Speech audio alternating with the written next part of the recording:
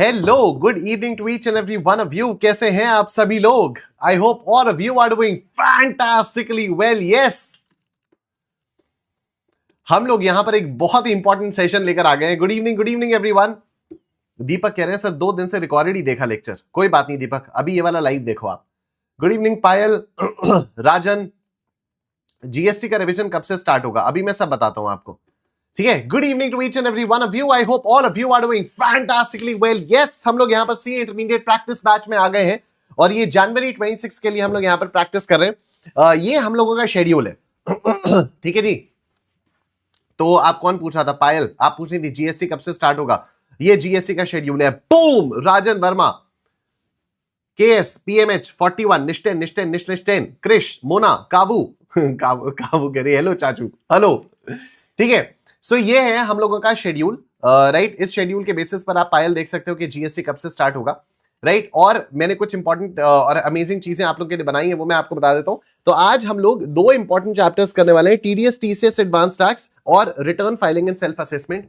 8 number के questions इनसे पक्के आने, ठीक है।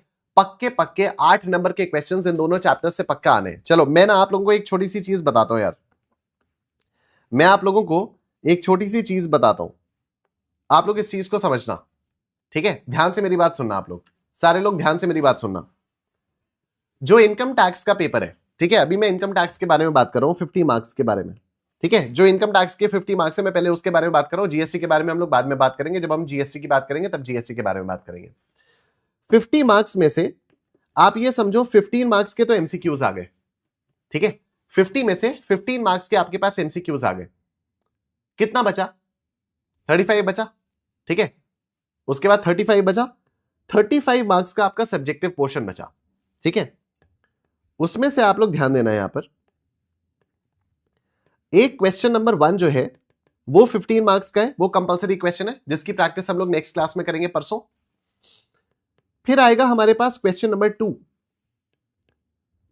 Question number 2A, question number 2B। फिर आएगा क्वेश्चन 3, 3A, 3B। और फिर आएगा क्वेश्चन नंबर 4, 4A, 4B। ध्यान से मेरी बात सुनना। जो क्वेश्चन नंबर 1 है वो तो income computation and calculation of tax liability का है। इनकम टैक्स लायबिलिटी वाला क्वेश्चन आ जाता है, कंप्यूटेशन एंड ऑप्टिमाइजेशन वाला, ये 15 मार्क्स का क्वेश्चन आ जाता है। जो क्वेश्चन नंबर 2A होता है वो हमेशा रेजिडेंशियल स्टेटस से आता है, वो हमेशा रेजिडेंशियल स्टेटस वाले चैप्टर से आता है, 6 मार्क्स का 6 मार्क्स का। जो क्वेश्चन नंबर 2B होता है वो हमेशा टीडीएस टीसीएस वाले चैप्टर से आता है, हमेशा टीडीएस टीसीएस वाले चैप्टर से आता है, 4 मार्क्स का। ऑलवेज आप मई 24, सितंबर 24, जनवरी 25, मई 25, सितंबर 25, पिछले 5 अटेम्प्ट्स का आपको बता रहा हूं। मई 24 से आप लोगों का नया सिलेबस एप्लीकेबल हुआ है ना, तो नए सिलेबस के हिसाब से बता रहा हूं। क्वेश्चन नंबर 1 15 मार्क्स का आता है। क्वेश्चन नंबर 2A, अच्छा क्वेश्चन नंबर 1 हम लोगों को पता है इनकम टैक्स लायबिलिटी वाला क्वेश्चन है। Question number 2A residential status वाला चैप्टर से आएगा, 6 मार्क्स का आता है। क्वेश्चन नंबर 2B हमेशा टीडीएस टीसीएस से आता है, ये 4 मार्क्स का आता है, ठीक है। क्वेश्चन 3A और 4B ये थोड़े से अभी हम लोगों को नहीं समझ में आते हैं, क्योंकि ये कभी इंस्टीट्यूट हाउस प्रॉपर्टी डालता है, कभी सैलरीज डालता है, कभी कैपिटल गेन्स डालता है। ये इंस्टीट्यूट के मूड के ऊपर डिपेंड करता है, लेकिन salary, house property, capital gain, PGBP इन्हीं में से ये आता है, ठीक है। तो जो बचे कुछ हेड्स होते हैं उन्हीं में से आता है, ठीक है। मोस्ट ऑफ द टाइम्स यहां पर सैलरी से एक क्वेश्चन आता है, सैलरी से या फिर कैपिटल गेन से, या तो पीजीबीपी से या तो हाउस प्रॉपर्टी से। और अभी रिसेंट टाइम्स में कैसे क्वेश्चंस आने लगे हैं कि सैलरी या हाउस प्रॉपर्टी मिला के क्वेश्चन देते हैं लोग, ठीक है। सैलरी और हाउस प्रॉपर्टी मिलाकर क्वेश्चन देते हैं। तो 3A और 3B को श्योरिटी के साथ प्रिडिक्ट कर पाना पॉसिबल नहीं है, श्योरिटी के साथ प्रिडिक्ट कर पाना पॉसिबल नहीं है, ठीक है। 4A हमेशा किससे आता है? 4A हमेशा set off and carry forward से आता है। 4A हमेशा सेट ऑफ कैरी फॉरवर्ड से आ रहे हैं। मई 24, सितंबर 24, जनवरी 25, मई 25, सितंबर 25। क्वेश्चन नंबर 4A हमेशा set off and carry forward से आ रहा है, 6 मार्क्स का। एंड क्वेश्चन नंबर 4B हमेशा रिटर्न फाइलिंग से आ रहा है और ये 4 मार्क्स का आ रहा है।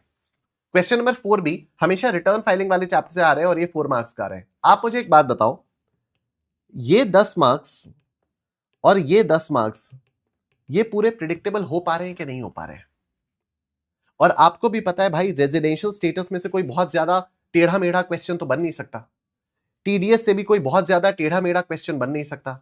Set off and carry forward simple type के क्वेश्चंस होते हैं, return filing self assessment direct theoretical question simple type के क्वेश्चंस होते हैं, कोई बहुत ज्यादा टेढ़े मेढ़े क्वेश्चंस तो बन नहीं सकते। ठीक है, तो हम लोग जब फोकस करते हैं ना, हमारा फोकस ही गलत जगह पर होता है। आप लोग में से कोई भी रेजिडेंशियल स्टेटस को कभी सीरियसली लेगा ही नहीं, आप में से कोई भी लोग टीडीएस को इतना सीरियसली लोगे ही नहीं, क्योंकि टीडीएस के बारे में आप सोचोगे अरे इसमें तो इतने सारे रेट्स हैं, क्या 4 नंबर के लिए इतनी मेहनत करनी है। भाई ये 4 नंबर के लिए रोज थोड़ी थोड़ी थोड़ी थोड़ी मेहनत करोगे ना, आज कौन सी तारीख है, आज 9 दिसंबर है, आज से भी आपने थोड़ी थोड़ी मेहनत अगर करनी शुरू कर दी, सारे के सारे सेक्शन नंबर्स के साथ आपको याद हो जाएंगे। क्योंकि रोज आपको सारे सेक्शंस एक साथ बैठ के नहीं करने। गलती हम लोग क्या करते हैं, हम लोग सारे के सारे सेक्शंस एक साथ याद करने की कोशिश करते हैं, यही हमारी सबसे बड़ी गलती होती है टीडीएस में। हमें रोज थोड़े थोड़े सेक्शंस करने हैं। अगर आप लोगों ने मुझसे क्लासेस किए हैं तो आपको पता होगा कि मैं रोज 2-2 3-3 4-4 सेक्शंस आप लोगों को करवाता था, और हर एक सेक्शन के बाद क्यूम्युलेटिव रिवीजन करवाता था। अब आप बोलो टाइम नहीं है आपके पास, कैसे टाइम नहीं है भाई, कैसे टाइम नहीं है? आज 9 तारीख है, अच्छा खासा टाइम है। रोज 1 घंटा भी अगर आपने, 1 घंटा भी बहुत बड़ी बात है, आधा घंटा भी अगर आपने टीडीएस को दिया ना, सिर्फ आधा घंटा, रोज आधा घंटा, दिन का आधा घंटा भी अगर आपने टीडीएस को दिया, 4 नंबर आपके सॉलिड है, 4 नंबर आपके सॉलिड है, मैं बता रहा हूं आपको। ये जो छोटे छोटे चैप्टर्स है, residential status, TDS, TCS, set off and carry forward, return filing, self assessment, भाई 20 नंबर तो पूरे पूरे दिखाई दे रहे ना इसमें से आने वाले हैं, पूरे पूरे दिखाई दे रहे हैं हम लोगों को इसमें से आने वाले। ये जो क्वेश्चन नंबर 1 है, इसमें तो सब कुछ मिला जुला कर आएगा, ठीक है, इसमें सब कुछ मिला जुला कर आएगा। क्वेश्चन नंबर 3 ये अनप्रेडिक्टेबल होता है, कभी ये कैपिटल गेन्स का आ जाएगा, कभी ये हाउस प्रॉपर्टी का आएगा, कभी ये सैलरीज का आएगा, मोस्टली सैलरीज का आता है, मोस्टली सैलरीज का आता है। सैलरीज के साथ साथ कुछ ना कुछ और होता है, थोड़ा बहुत वो पीजीबीपी वाला एलिमेंट होता है। लेकिन आप लोग ये देख पा रहे हो, ये पैटर्न आप लोग रिकॉग्नाइज कर पा रहे हो। जीएसटी के बारे में भी हम लोग बात करेंगे, बट ये पैटर्न आप लोग रिकॉग्नाइज कर पा रहे हो। इसीलिए मैं आप लोगों को ये क्यों मैं बार बार बता रहा हूं। जैसे पिछली वाली क्लास में हम लोगों ने कौन से 2 चैप्टर्स किए थे, हम लोगों ने रेजिडेंशियल स्टेटस और set off and carry forward किए थे, ये पिछली वाली क्लास में किए थे, परसों, ठीक है। जब 7 तारीख को हम लोगों ने क्लास में किया था, तो हम लोगों ने रेजिडेंशियल स्टेटस और सेट ऑफ, ठीक है, तो ये दोनों चैप्टर, सॉरी पिछली वाली क्लास में तो हम लोगों ने सिर्फ और सिर्फ सेट ऑफ किया था, 6 नंबर के क्वेश्चंस। पिछली वाली क्लास में हम लोगों ने 6 मार्क्स पक्के कर लिए थे, ठीक है। उसके पिछली क्लास में हम लोगों ने रेजिडेंशियल स्टेटस के साथ साथ क्लबिंग ऑफ इनकम भी जोड़ दिया था, क्योंकि सेट ऑफ के साथ साथ क्लबिंग भी आ जाता है। ये जो क्वेश्चन नंबर 3 और 3B है ना, इसमें क्लबिंग भी जोड़ देते हैं ये लोग कई बार, ठीक है। तो आप लोग देख लो कितना ज्यादा प्रिडिक्टेबल पेपर होता है आप लोगों का। आपको बस उन चैप्टर्स पर अच्छे से फोकस करना है, इसको आपको हवा में नहीं करना कि हाँ ठीक है रिटर्न फाइलिंग तो ठीक है मैं देख लूंगा, नहीं ऐसे नहीं देख लूंगा, आपको अच्छे से प्रैक्टिस करनी है उसकी। Set off and carry forward 4-5 questions अगर आप लोगों ने लिख के प्रैक्टिस कर लिया, अगर आप लोगों ने लास्ट वाली क्लास देखी होगी जो हम लोगों ने परसों क्लास की थी, 7 दिसंबर को जो हम लोगों ने क्लास की थी, वो वाली क्लास अगर आप लोगों ने देखी होगी, तो सेट ऑफ के क्वेश्चंस कितने सिंपल होते हैं यार। पूरा प्रोसेस मैंने आप लोगों के साथ एक्सप्लेन किया हुआ है कि कैसे करना है। सिमिलरली आज हम लोग यहां पर टीडीएस वाले क्वेश्चंस करेंगे, रिटर्न फाइलिंग वाले क्वेश्चंस करेंगे। 8 नंबर आज हम लोग पक्के करने वाले, आज हम लोग 8 नंबर पक्के करने वाले। प्रॉब्लम यही होती है कि कई सारे स्टूडेंट्स ना ये पैटर्न्स नहीं समझते, या फिर अगर कोई बताए तो फिर उसको समझना नहीं चाहते। ये नहीं करना है आपको, ठीक है। आपको टॉपर बनना है, आपको हाईएस्ट मार्क्स इन टैक्सेशन लेकर आने हैं। तो अगर आपने ये पैटर्न समझ लिया और ये पैटर्न ढूंढने में आपको टाइम वेस्ट नहीं करना है, उसी के लिए तो मैं यहां पर बैठा हूं। मैं यहां पर बैठा हूं ना, आज मैं आपको इनकम टैक्स का बता रहा हूं, 15 मार्क्स के एमसीक्यूज, 35 मार्क्स का जो डिस्क्रिप्टिव पोर्शन आएगा, उसका पूरा कच्चा चिट्ठा खोल के मैंने आप लोगों के सामने यहां पर रखा हुआ है। पूरा ब्रेकडाउन मैंने यहां पर आप लोगों के लिए करके रखा हुआ है। जीएसटी का भी करके बता दूंगा, ठीक है। अब सर ये सब कैसे होगा, तो मैंने इसके लिए आप लोगों के लिए एक फ्री कोर्स बनाया हुआ है, ठीक है। इसके लिए मैंने आप लोगों के लिए एक फ्री कोर्स बनाया हुआ है। इस वीडियो के डिस्क्रिप्शन पर आप लोग आओ, ठीक है। जब आप लोग इस वीडियो के डिस्क्रिप्शन पे आओगे तो यहां पर आप लोगों को देखो दिखाई देगा, सबसे पहले तो यूजफुल लिंक्स में आप लोगों को दिखाई देगा। यूजफुल लिंक्स में सबसे पहले आपको प्रैक्टिस बैच की प्लेलिस्ट दिखाई देगी। आप प्रैक्टिस बैच की जब प्लेलिस्ट पर आओगे तो जितने भी सेशंस अभी तक हम लोगों ने किए हैं सारे के सारे आपको यहां पर मिल जाएंगे। इससे ज्यादा स्ट्रक्चर्ड वे में और क्या मिलेगा आपको, ठीक है। और स्ट्रक्चर्ड वे की बात मैं कर रहा हूं, अभी और मैं तगड़ी चीज आपको दिखाता हूं। आप मेरी वेबसाइट पर आओगे, वीडियो के डिस्क्रिप्शन में आपको मेरी वेबसाइट का लिंक दिखाई देगा, kumarnishant.com। आपको सिंपली मेरी वेबसाइट पर आना है, kumarnishant.com। यहां पर ऊपर कोर्सेज दिख रहा होगा, कोर्सेज में जाना है। यहां पर आपको सीए के कोर्सेज दिख जाएंगे, यहां पर आपको स्टॉक मार्केट के कोर्सेज दिख जाएंगे। सीए के कोर्सेज के अंदर आपको यहां पर व्यू ऑल पर क्लिक करना है, तो आपको सारे के सारे सीए वाले सारे कोर्सेज दिख जाएंगे। उसमें आप लोग देखो सबसे इंपॉर्टेंट चीज ये आपको दिखाई दे रहा है, टैक्सेशन रिविजन। ये taxation revision is a free course, this is not paid course, this is a free course. और इस वाले कोर्स में आप जब स्क्रॉल करोगे तो आपको जनवरी 26 के लिए स्ट्रैटेजी मिल जाएगी, आपको जनवरी 26 की dedicated amendment video plus notes आपको मिल जाएंगे, आपको डीटी का हर चैप्टर, आपको जीएसटी का हर चैप्टर मिल जाएगा। और हर चैप्टर में जब आप आओगे, जैसे अभी मैं टीडीएस टीसीएस के बारे में बात करता हूं, हम लोग यहां पर आए डीटी के chapter number 11 TDS TCS advance tax, आप यहां पर देखो आपको यहीं पर रिवीजन वीडियो मिल जाएगी, यहीं पर आपको समरी नोट्स मिल जाएंगे, यहीं पर आपको क्वेश्चन डिस्कशन वीडियो मिल जाएगी। अब आप इस वाली क्वेश्चन डिस्कशन वीडियो पर जब आप क्लिक करोगे तो आप इस वाली वीडियो पर लैंड करोगे और यहीं पर आपको क्वेश्चंस की पीडीएफ भी मिल जाएगी। लेकिन इसके लिए बस आपको कोर्स में एनरोल करना पड़ेगा। This is absolutely free of cost, आपको एक पैसा नहीं देना है, आपको एक पैसा नहीं देना है। अभी पायल पूछ रही थी जीएसटी का रिवीजन, जीएसटी का भी रिवीजन आप खोल के दे दो, कोई ये वाला फ्री कोर्स, ठीक है। इंट्रोडक्शन टू जीएसटी ये हमारे पास है, सप्लाई अंडर जीएसटी, आपके पास रिवीजन वीडियो है, आपके पास समरी नोट्स है, आपके पास एक एक चीज का यार, पूरी एक एक चीज जो आपको पास होने के लिए भी चाहिए वो सारी की सारी चीजें यहां पर मौजूद है, ठीक है। और नीचे आओगे आपको somebody टेक्स्टेड मी कि सर एमसीक्यूज करने में बड़ी दिक्कत होती है। भाई एमसीक्यूज भी तो है यहां पर, MCQs super 100 MCQs of income tax, super 100 MCQs of GST, income tax की एमसीक्यू की बुकलेट, जीएसटी की एमसीक्यू की बुकलेट, इतना कर लो मोर देन इनफ है, ठीक है। केस बेस एमसीक्यूज में आते हैं तो केस बेस एमसीक्यूज में आपके पास यहां पर वीडियोस आ जाएंगी, यहां पर आप लोगों को नोट्स भी मिल जाएंगे, everything is here, everything is here. उसके नीचे आप आ जाओ रिवीजन टेस्ट पेपर्स, जो 3 रिवीजन टेस्ट पेपर्स आपके जनवरी 26 अटेम्प्ट के लिए एप्लीकेबल है। कहीं इधर उधर नहीं जाना आपको, कोई मल्टीपल लिंक्स आपको नहीं करने, कोई गूगल ड्राइव वाला कच्चा चिट्ठा आपको नहीं करना, आपको सब कुछ यहां पर एक स्ट्रक्चर्ड वे में मिल रहा है, सब कुछ यहां पर आपको एक स्ट्रक्चर्ड वे में मिलेगा। जनवरी 26, सितंबर 25, मई 25 और तो और mock test papers. Trust me guys, कितने लोग यहां पर ऐसे हैं जिन लोगों को यही शिकायत है कि सर टैक्स में मेरे मार्क्स ही नहीं इंप्रूव हो रहे हैं। Almost every day I get like tens of messages कि सर मैं 3 अटेम्प्ट हो गए, 4 अटेम्प्ट हो गए, मेरे टैक्स में मार्क्स ही नहीं बढ़ रहे,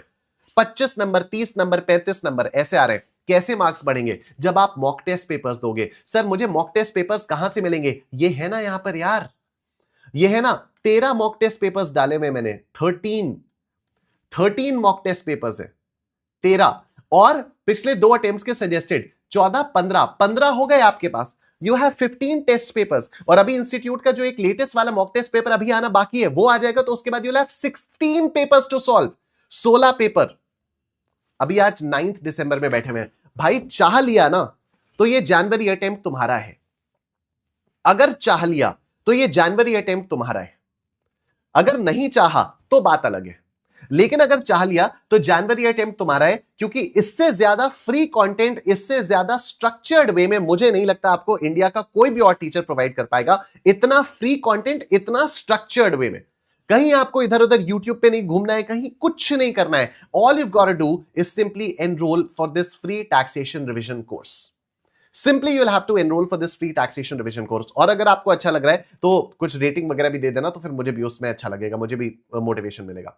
नोट्स वगैरह के लिए भी आपको यही वाला फ्री कोर्स ज्वाइन करना है, ठीक है। यही नोट्स का फ्री कोर्स है। व्हाट्सएप कम्युनिटी आप लोगों के लिए बनाई हुई है, व्हाट्सएप कम्युनिटी आप लोग ज्वाइन कर सकते हो। इसमें आपके कुछ भी डाउट्स वगैरह है आप लोग आराम से पूछो, बिंदास पूछो। बाकी मेरी इनकम टैक्स और जीएसटी की बुक्स हैं, और अगर आपके कोई सीनियर मई 26 की तैयारी कर रहे हैं तो आप मई 26 के लिए इस वाले कोर्स को भी रेफर कर सकते हो। ये मई 26 का भी पूरा प्रॉपर कोर्स है, it's going on amazingly well, you can refer this course as well, ठीक है। तो यार सब कुछ है आपके पास, सब कुछ है आपके पास, बस अब मेहनत आपको करनी है, ठीक है। सब कुछ है आपके पास, बस अब मेहनत आपको करनी है।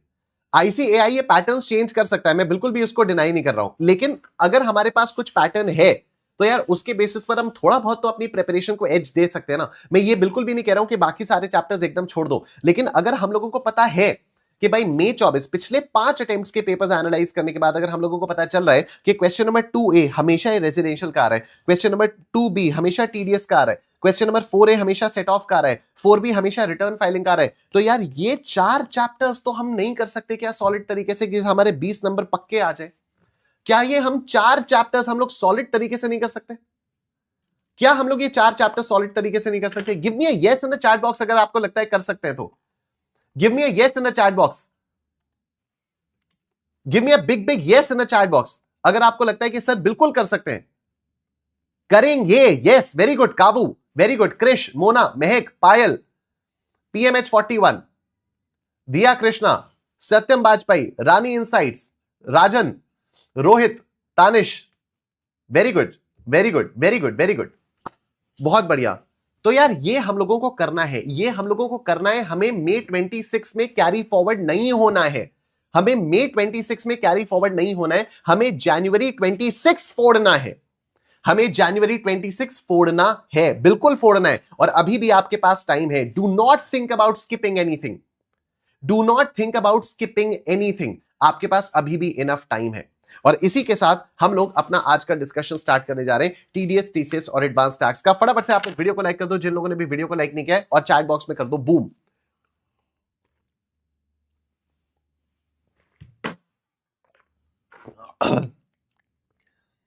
अब मजे की बात पता है क्या होगा, कोई ना कोई जो इस वीडियो को रिकॉर्डेड देखेगा वो चैट बॉक्स में टाइप करेगा video starts at 15 minutes,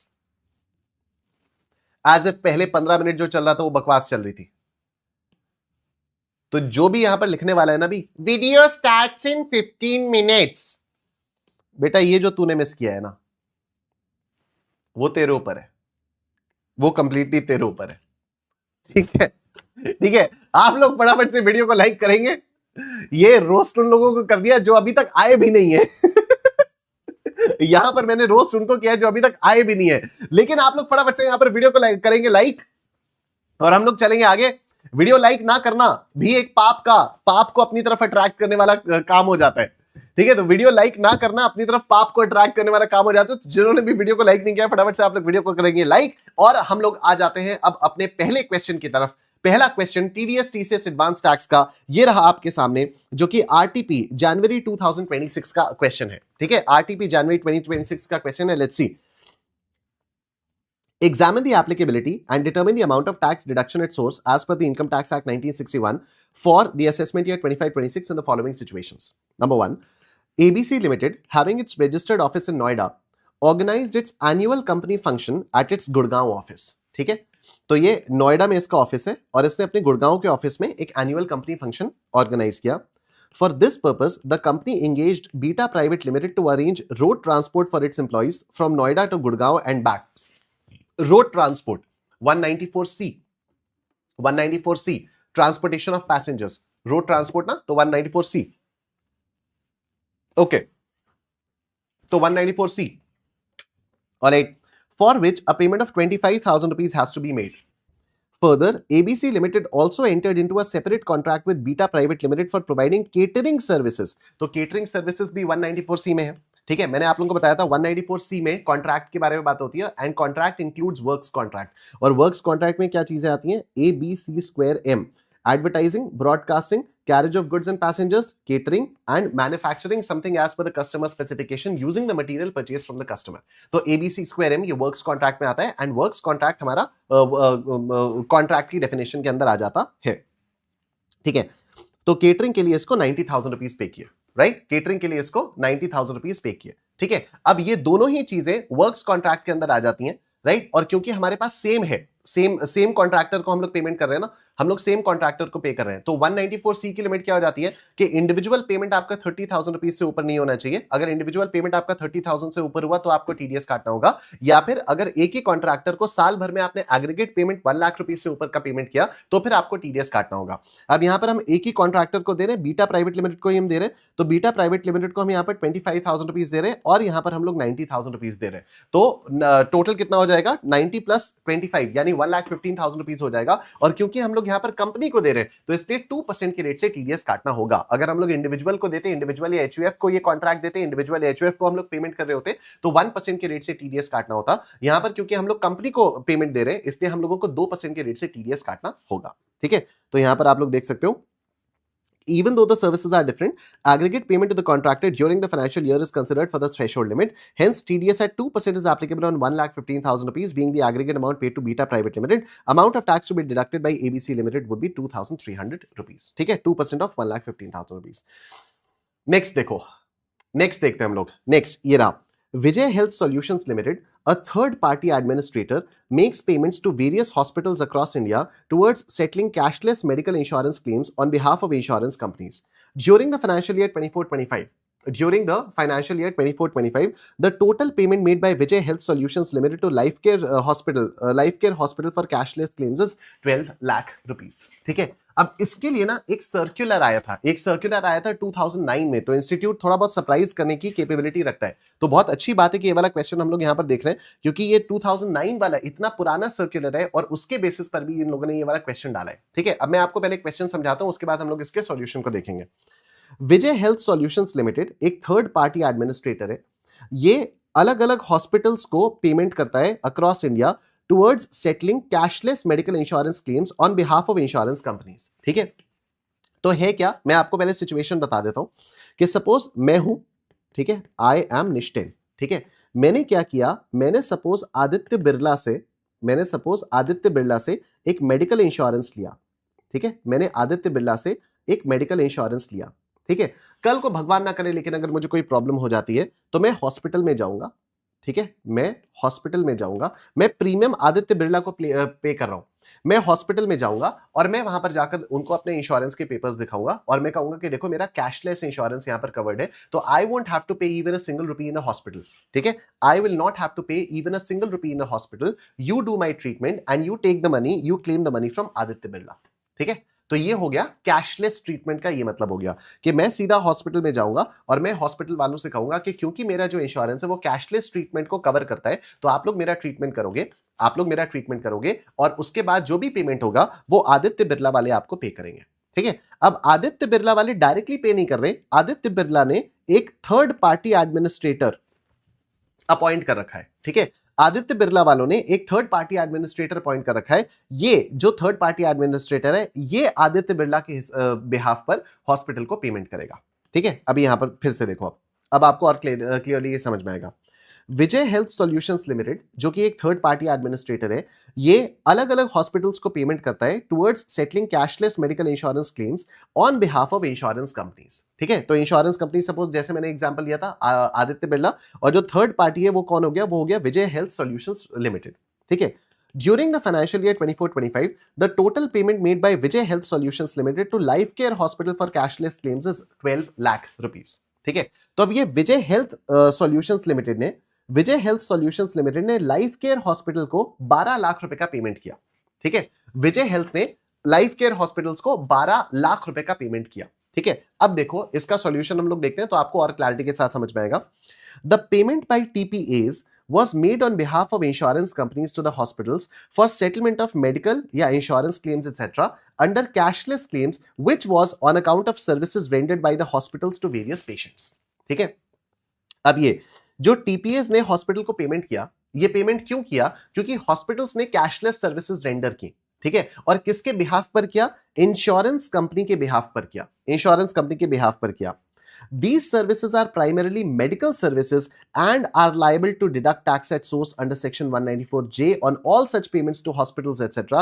as clarified by CBDT through circular number 8/2009 dated 24th November 2009.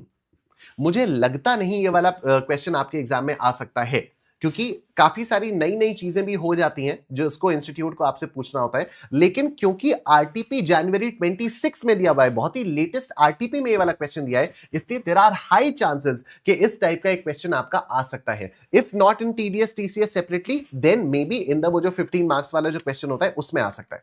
ठीक है, वो जो 15 मार्क्स वाला क्वेश्चन होता है उसमें भी आ सकता है, तो हो सकता है उस वाले क्वेश्चन में भी आ जाए। आप लोग फटाफट से वीडियो को लाइक कर दो।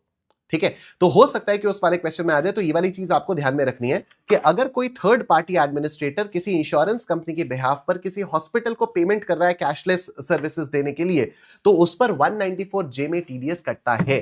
ठीक है, 194J में टीडीएस कटेगा। तो in the present case Vijay Health Solutions Limited is required to deduct tax at under section 194J at 10% on the payment of 12 lakh rupees. Amount of tax to be deducted by Vijay Health Solutions Private Limited would be 1,20,000 rupees. Boom! Give me a big boom in the chat box, everyone. Give me a big boom in the chat box, everyone. Rohit पिछले वाले question के लिए कह रहे हैं 25,000 का payment करते हुए नहीं लगेगा, लेकिन जब 90,000 का पेमेंट करेंगे तो पूरे 1,15,000 पर टीडीएस लग जाएगा। Very good Rohit, very nice. आपका मैसेज पढ़ के मुझे इतना अच्छा लगा कि इवन तो ये पुराने क्वेश्चन से रिलेटेड था, मैंने सोचा लेकिन एक बार मैं पढ़ूंगा तो हुई। ठीक है, राजन, मोना, सत्यम, राजवीर, पायल, कृष, राजन, रानी, वेरी नाइस। और फटाफट से आप लोग वीडियो को लाइक करेंगे अगर आप लोगों ने वीडियो को अभी तक लाइक नहीं किया है तो। ठीक है, ऑलराइट। तो सितंबर 25 वाला जो सॉरी जनवरी 26 वाले जो एमटीपीज हैं उसका डिस्कशन तो हम लोग अलग तरीके से करेंगे। तो जनवरी 26 वाले एमटीपीज के क्वेश्चंस में यहां पर ऑब्वियसली नहीं कर पा रहा हूं, उसके बारे में हम लोगों ने पहली बात की, पूरा का पूरा जनवरी 26 के एमटीपीज हम लोग सेपरेट वीडियो में डिस्कस करेंगे। ठीक है, एक स्टेप और पीछे आते हैं, अब सितंबर 25 में जो एग्जाम में आए हुए क्वेश्चंस हैं उसके बारे में हम लोग बात करते हैं। ठीक है, सितंबर 25 में जो एग्जाम में आए हुए क्वेश्चंस हैं उसके बारे में हम लोग बात करेंगे। तो देखो, Aryan, a resident individual engaged in the retail trade of auto parts through various stores across Delhi NCR, had a total turnover of 15 crore rupees during the financial year 23-24. ठीक है, तो आर्यन ट्रेडर है। ठीक है, आर्यन ट्रेडर है, सामान बेचता है, और इसका पिछले फाइनेंशियल ईयर में, प्रीवियस ईयर 23-24 में, हमारे लिए जनवरी 26 वाले एग्जाम्स के लिए कौन सा वाला प्रीवियस ईयर रेलेवेंट है? प्रीवियस ईयर 24-25 रेलेवेंट है। ठीक है, तो इसने प्रीवियस ईयर 23-24 में 15 करोड़ रुपए का टर्नओवर इसने अचीव किया। Very good. The following data is furnished relating to the financial year ended 31 March 2025। Alright, क्या? He purchased goods for 105 lakh rupees excluding GST at 18% on 21st May 2024। ठीक है, 21 मई 2024 इसने कितने का खरीदा? इसने 105 लाख रुपए का सामान खरीदा। ठीक है, इसने 105 लाख रुपए का यहां पर सामान खरीदा है। ऑलराइट, किससे खरीदा? दिव्या एलएलपी से खरीदा, a limited liability partnership firm resident in India. Out of these purchases, goods worth 5 lakh rupees excluding GST were returned on 20th July 2024 due to quality issues, for which Divya LLP refunded the money on 20th February 2025. Assume that the turnover of Divya LLP during the financial year 23-24 was 8 crore rupees. ठीक है, Divya LLP का जो turnover था वो 8 करोड़ रुपए था। Divya LLP का जो टर्नओवर था वो 8 करोड़ रुपए था। ऑलराइट, आर्यन ने क्या किया? आर्यन ने सामान खरीदा। आर्यन ने 50 लाख रुपए से ज्यादा का सामान खरीदा। जब आर्यन 50 लाख रुपए से ज्यादा का सामान खरीदता है और अगर आर्यन का टर्नओवर पिछले फाइनेंशियल ईयर में 10 करोड़ से ज्यादा था, तो आर्यन को जो भी डिफरेंस अमाउंट होगा उस पर 0.1% की रेट से टीडीएस काटना पड़ेगा under section 194Q। Under section 194Q। लेकिन सर इसमें टीसीएस की भी तो बात होती थी। हां, इसमें टीसीएस की बात तब होती अगर इसका टर्नओवर ज्यादा होता तो। जो सेलर है उसका टर्नओवर अगर ज्यादा होता तो टीसीएस की बात होती। लेकिन फिर भी अगर किसी भी ट्रांजैक्शन में टीडीएस और टीसीएस दोनों लगते हैं तो फिर 194Q ही जीतता है, मतलब टीडीएस की जीत होती है। टीडीएस लगता है, फिर वहां पर टीसीएस नहीं लगता है। लेकिन यहां पर जो सेलर है, उस सेलर का जो टर्नओवर है पिछले फाइनेंशियल ईयर का वो 8 करोड़ है, तो टीसीएस तो एनीवे सेलर के ऊपर टीसीएस की लायबिलिटी वैसे भी नहीं आ रही है। और अगर मान लो आ भी जाती तब भी अगर किसी ट्रांजैक्शन में 194Q का टीडीएस एंड 206C1H का टीसीएस अगर दोनों चीजें लग जाती हैं तो 194Q का टीडीएस ओवर पावर कर जाता है। ठीक है, अब सुनना मेरी बात बहुत ध्यान से। तो अब यहां पर हुआ क्या? यहां पर 105 लाख रुपए का सामान खरीदा। ठीक है, यहां पर 105 लाख रुपए का सामान खरीदा। ठीक है, 105 लाख रुपए का यहां पर जब सामान खरीदा तो सामान खरीदते समय जब 105 लाख रुपए का पेमेंट कर रहे हैं तभी हमें टीडीएस काटना होगा। किस अमाउंट पर टीडीएस काटना होगा? The amount exceeding 50 lakh rupees. तो 50 लाख रुपीज के ऊपर कितना दिया? 55 लाख रुपए और दिया। ठीक है, टोटल 105 लाख रुपीज है ना, तो 105 में से अगर मैं 50 लाख रुपीज को माइनस करूंगा तो 55 लाख रुपीज आएगा। 105 में से अगर मैं 50 लाख रुपीज को माइनस करूंगा तो 55 लाख रुपीज आएगा। 55 लाख रुपीज का 0.01%। ठीक है, 0.1 डिवाइडेड बाय 100 कितना? 5,500 रुपीज का मुझे टीडीएस काटना होगा। लेकिन सर यहां पर रिफंड भी तो हुआ है, कुछ 5 लाख रुपए का माल वापस भी तो किया है। हां, तो ये 5 लाख रुपए का जो माल वापस किया है वो बाद में एडजस्ट होगा। ठीक है, अभी हमें टीडीएस कब काटना है? हमने 21 मई 2024 को सामान खरीदा, तो 21 मई को ही हमें टीडीएस काटना होगा ना। फिर ये 5 लाख रुपए वाला माल तो जुलाई में वापस हुआ है, तो जुलाई में इसका एडजस्टमेंट होगा, आगे वाले ट्रांजैक्शंस में इसका सेटलमेंट हो जाएगा। ठीक है, तो देखो, Mr. Aryan is required to deduct tax at source under section 194Q at 0.1% on the purchase of goods exceeding 50 lakh rupees without GST, since his turnover for the previous year 23-24 exceeds 10 crore rupees.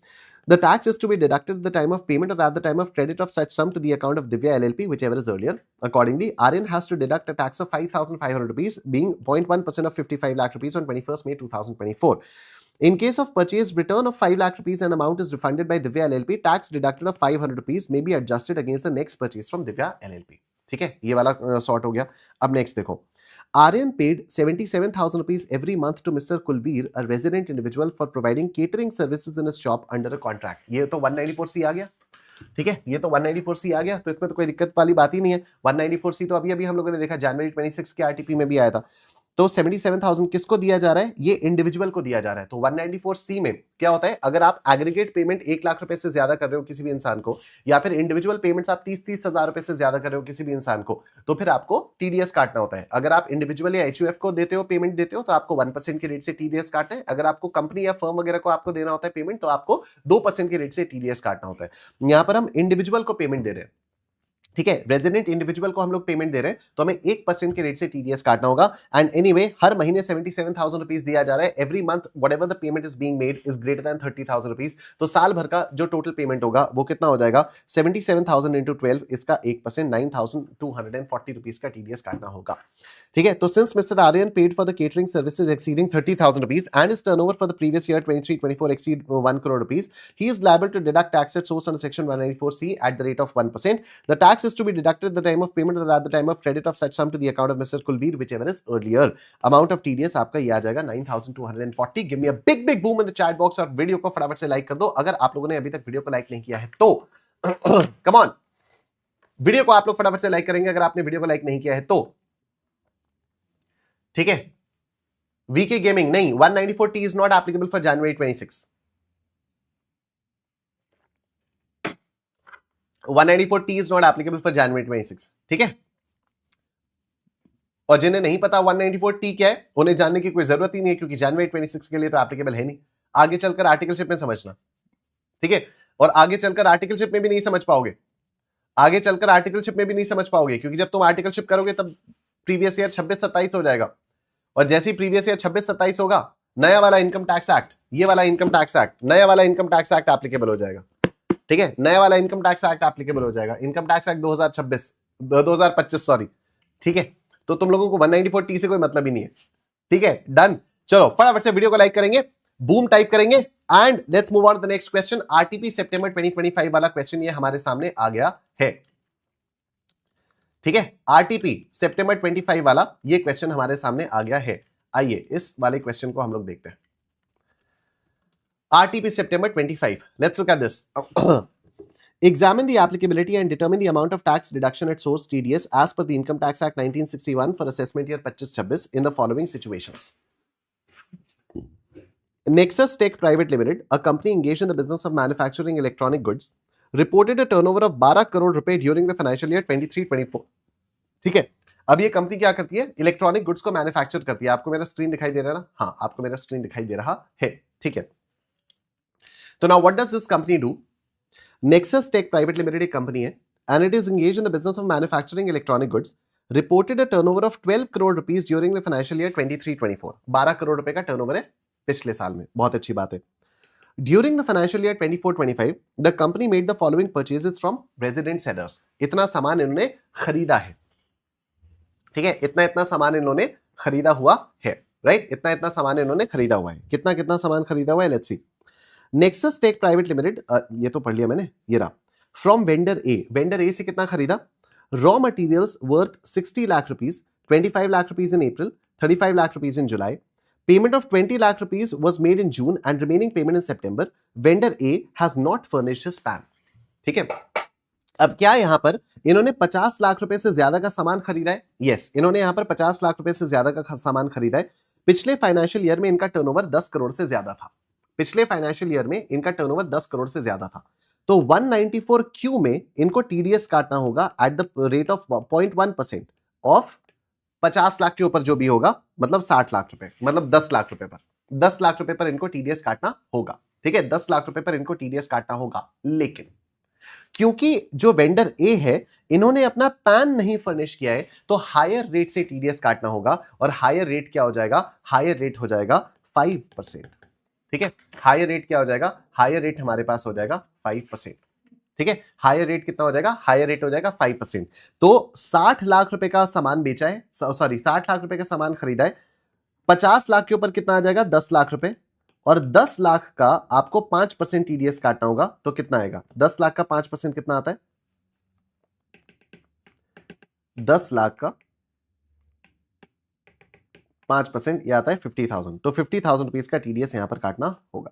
ठीक है, तो देखो, since the turnover of Nexus Tech Private Limited exceeds 10 crore rupees during the previous year 23-24, it is required to deduct tax at source under section 194Q for paying any sum to a resident for purchase of goods of the value exceeding 50 lakh rupees in a previous year at the time of payment or credit, whichever is earlier. The rate of TDS would be 0.1% of the sum exceeding 50 lakh rupees. In case of non-furnishing of PAN, TDS at the rate of 5% would be deducted as per section 206AA. TDS liability in respect of the purchases made by Nexus Tech Private Limited is as follows. पहले vendor ए के बारे में बात करते हैं। तो the threshold limit of 50 lakh rupees is exhausted in July at the time of credit. Accordingly, tax would be deducted by Nexus Tech Private Limited on 10 lakh rupees being the sum exceeding 50 lakh rupees in July. Since vendor A has not provided a PAN to Nexus Tech Private Limited, tax at higher rate of 5% would be deducted. Accordingly, the tax to be deducted by Nexus Tech Private Limited would be 50,000 rupees. Simple. आइए vendor B के बारे में बात करते हैं। ठीक है, vendor B से हम लोग बात करते हैं। Trading goods worth 48 lakh rupees on installments, 15 lakh rupees in May, 20 lakh rupees in October, 13 lakh rupees in December. Entire payment was made in March 2025. लेकिन टोटल आपने जो वेंडर बी से सामान खरीदा है वो आपने 48 लाख रुपीस का खरीदा है, वो आपने 50 लाख रुपीस को क्रॉस नहीं किया है। तो क्या यहां पर वेंडर बी से सामान खरीदने पर 194Q में टीडीएस काटना पड़ेगा? बिल्कुल भी नहीं।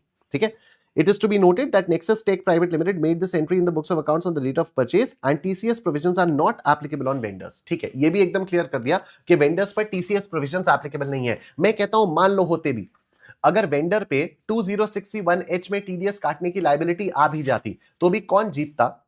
टीडीएस वाला जीतता। ठीक है, आप लोग देख लो कितना ज्यादा फ्रीक्वेंटली इससे रिलेटेड क्वेश्चन आ रहा है। 194Q 194Q is a very hot shot section जिस पे इंस्टीट्यूट अभी रिसेंटली सवाल पूछने लग गया है। ठीक है, तो देखो, the threshold limit of 50 lakh rupees is per resident seller per buyer. Per resident seller per buyer. On purchase of trading goods from vendor B, no tax is required to be deducted since the threshold of 50 lakh rupees is not exhausted. अब मेरी बात सुनना, it's one thing to know कि किस पर TDS काटना है, किस पर TDS नहीं काटना है, but it's also another thing to know how to write and present the answers. ठीक है, तो जब मैंने आप लोगों से अब आज की क्लास में मैंने स्टार्टिंग में बोला ना कि भाई इस पे मेहनत करनी पड़ेगी, ये जो 20 नंबर है ये तो एकदम प्रिडिक्टेबल 20 मार्क्स है ना यार।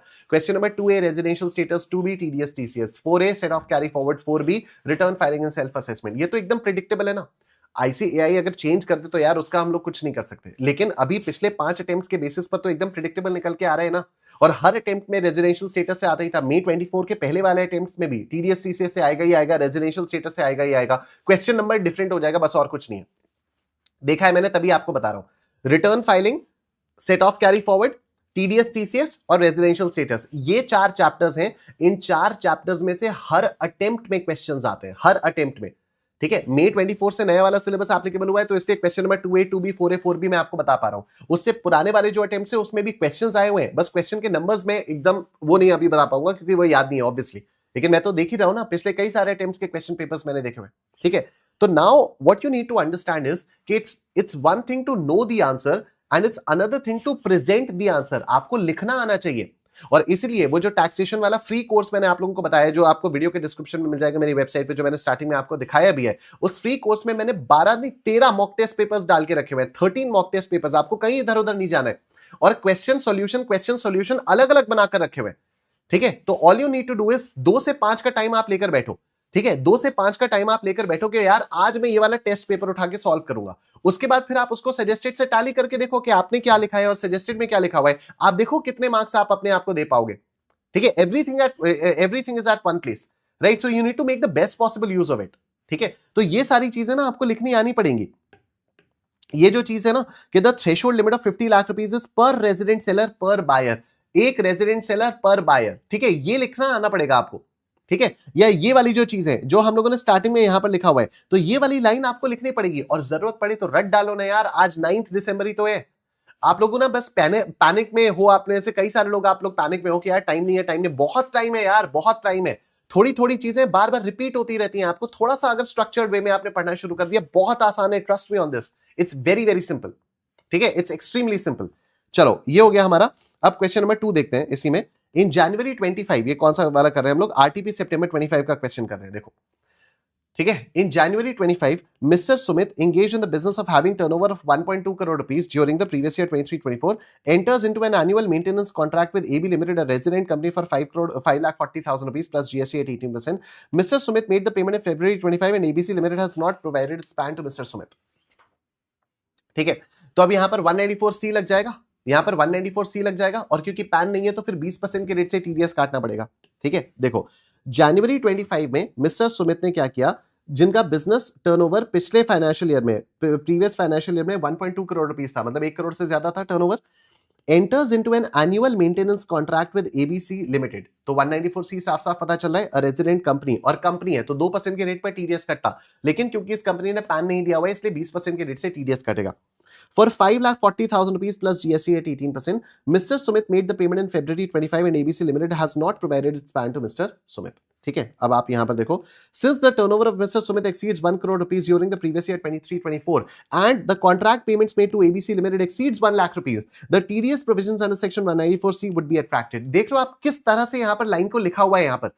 ठीक है, पहले आपको बताया हुआ है कि क्यों टीडीएस प्रोविजंस अट्रैक्ट होंगे, कौन से सेक्शन में टीडीएस प्रोविजंस अट्रैक्ट होंगे. फिर अगली लाइन में लिखा है, the rate of TDS under section 194C is 2%. However, as per section 206AA, in case of non-furnishing of PAN, TDS at 20% would be deducted. In the present case, ABC Limited has not provided its PAN to Mr. Sumit. Hence, TDS at 20% is applicable on 5,40,000 rupees, being the amount excluding GST, as GST is separately mentioned. The amount of tax to be deducted by Mr. Sumit would be 1,08,000 rupees. Boom. I hope आपको ये चीजें समझ में आ रही है. Thank you so much Priyanshu, thank you, मेरे efforts के लिए तो thank you so very much Priyanshu. But यार मेरे एफर्ट्स का असली गिफ्ट ना मुझे तभी मिलेगा जब आप लोग अच्छा स्कोर करके आओगे. जनवरी का रिजल्ट जब मार्च में आएगा ना, आप लोग मुझे मतलब फोन करोगे, व्हाट्सएप करोगे कि सर इतने मार्क्स हम लोगों ने स्कोर किए, हाईएस्ट मार्क्स इन टैक्सेशन लेकर आने हैं, तब होगा इस गिफ्ट का पक्का फायदा.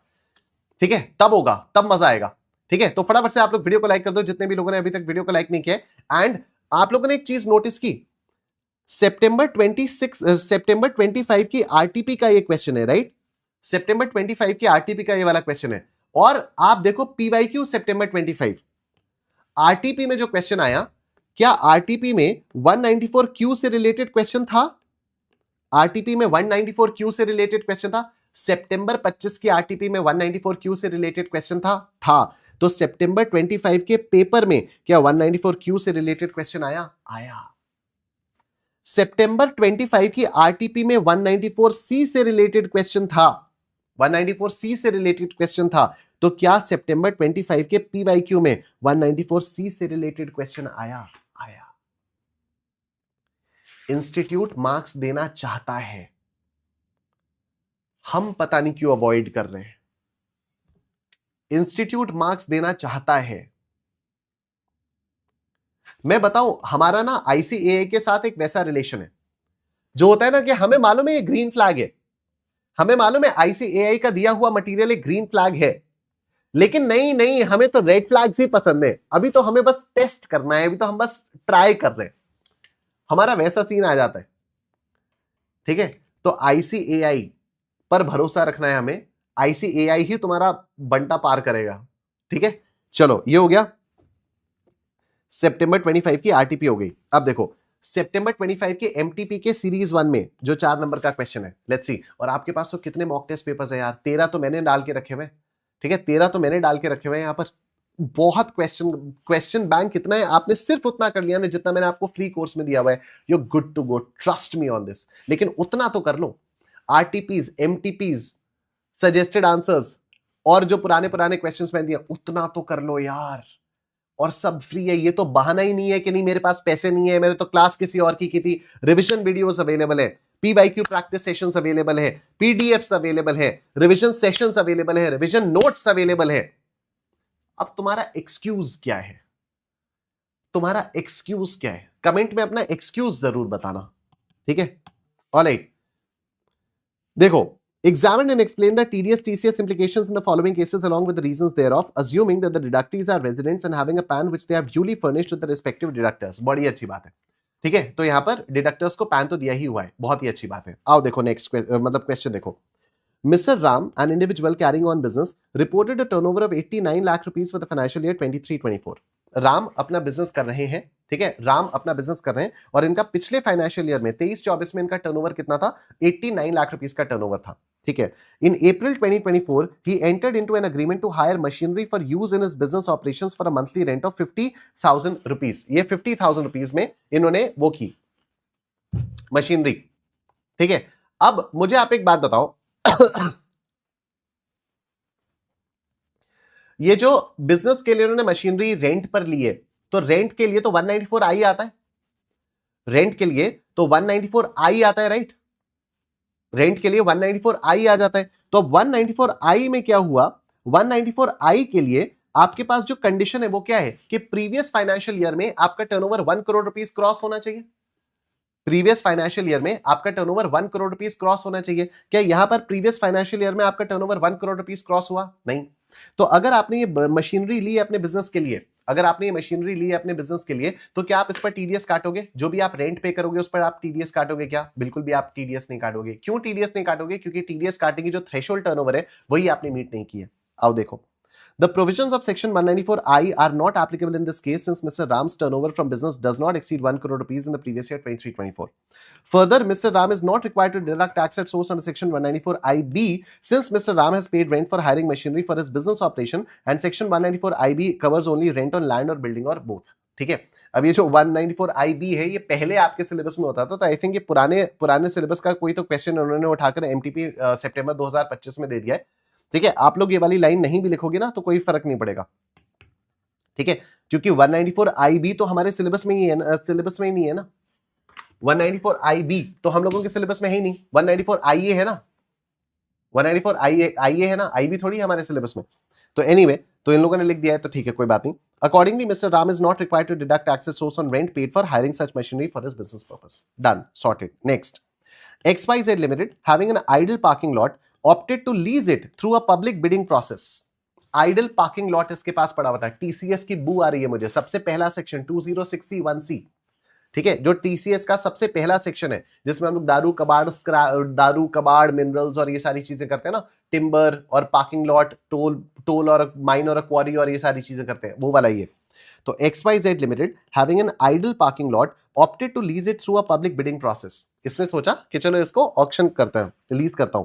PQR Limited, a PSU, emerged as the highest bidder and will utilize the premises for its business operations under the lease agreement. ठीक है, अंडर द लीज अग्रीमेंट। तो ये पार्किंग लॉट पर टीसीएस लगता है, टीसीएस 2% के रेट से लगता है। It's very simple. देखो, section 2061C requires to collect tax by every person who grants a lease or a license or enters into a contract or otherwise transfers any right or interest in any parking lot to another person other than a public sector company for the use of such parking lot for the purposes of business, the TCS यहाँ पर क्या हो गया, the tax under section 2061C shall be collected at the rate of 2%। यहाँ पर क्या लिखा हुआ है साफ साफ, other than a public sector company, और इसने किसको लीज पे दिया हुआ है, इसने पब्लिक सेक्टर कंपनी को ही लीज पर दिया हुआ है। तो अगर पब्लिक सेक्टर कंपनी को लीज पर देंगे तो जो भी उनसे हम लोग लीज रेंट चार्ज करेंगे, क्या उस पर टीसीएस लगेगा? उस पर टीसीएस बिल्कुल भी नहीं लगेगा। तो क्या है, इन the present case since PQR Limited is a public sector company, Messrs XYZ Limited is not required to collect tax at source under section 2061C. Boom! Give me a big boom in the chat box, everyone. Give me a big boom in the chat box, everyone. Somebody is asking in the chat box, if in 194Q, if I bought the goods worth of 30 lakh rupees from Mr. A and goods worth of 35 lakh rupees from Mr. B, then will 194Q attract? No. ठीक है, नहीं। तब क्यों attract नहीं होगा? तब इसलिए attract नहीं होगा क्योंकि यहां पर अभी हम लोगों ने देखा ना, ये वाली लाइन देखी थी ना हम लोगों ने, ये the threshold limit of 50 lakh rupees is पर रेजिडेंट सेलर पर बायर। ठीक है, तो हर एक सेलर से आपको देखना पड़ेगा। तो अगर आपने किसी एक सेलर से 30 लाख का माल खरीदा, किसी दूसरे से 35 लाख का खरीदा, तो भले ही ओवरऑल आपका 50 हो गया, लेकिन आप किस पे काटोगे? टीडीएस। ठीक है, आप किसी एक सेलर को पेमेंट देते समय टीडीएस काटोगे तो वो बोलेगा भाई क्यों काट रहा है, 50 से ऊपर थोड़ी हुआ है। दूसरे सेलर से को पैसे देते हुए टीडीएस काटोगे, वो भी बोलेगा भाई क्यों काट रहा है, 50 थोड़ी हुआ है। बस फटाफट से इसी बात पर वीडियो को आप लोग लाइक कर देंगे। ठीक है, इसी बात पर फटाफट से आप लोग वीडियो को लाइक करेंगे। राजन, प्रियांशु, उज्जवल, महक, पायल। ठीक है, चलो let's move on to the next question. MTP सितंबर 25 सीरीज 2, 4 नंबर का सवाल है। आओ इसको देखते हैं हम लोग। आइए इसको हम लोग यहां पर देखते हैं। देखो, Briefly discuss the provisions of tax deducted at source and compute the amount of TDS under the Income Tax Act 1961, assuming that the deductees are residents and having a PAN which they have duly furnished to the respective deductors. Payment of 1,51,000 rupees by a transport company to Miss Asha. ठीक है, transport company को दिया, 1,51,000 rupees का, transport company को 1,51,000 rupees का वो किया, payment किया. A resident individual as interest on compensation awarded by the Motor Accidents Claims Tribunal. Oh, interest other than on securities. Interest other than on securities. तो 1,51,000 rupees का interest पे किया. किसको पे किया? मिस आशा को पे किया. तो अगर कोई भी बंदा interest other than on securities पे करता है, ये सिक्योरिटी पर तो इंटरेस्ट नहीं है लेकिन किसी और चीज के लिए इंटरेस्ट है, तो 194A में इस पर टीडीएस काटा जाएगा. ठीक है, इस पर 194A में टीडीएस काटा जाएगा, 10% के रेट से टीडीएस काटा जाएगा. तो देखो, tax has to be deducted at source by the transport company at 10% under section 194A on payment of 1,51,000 rupees to Miss Asha, a resident individual, as interest income on compensation awarded by Motor Accidents Claims Tribunal, since the interest paid exceeds the specified threshold of 50,000 rupees. Tax is to be deducted 151 का 10% यानी 15,100 rupees.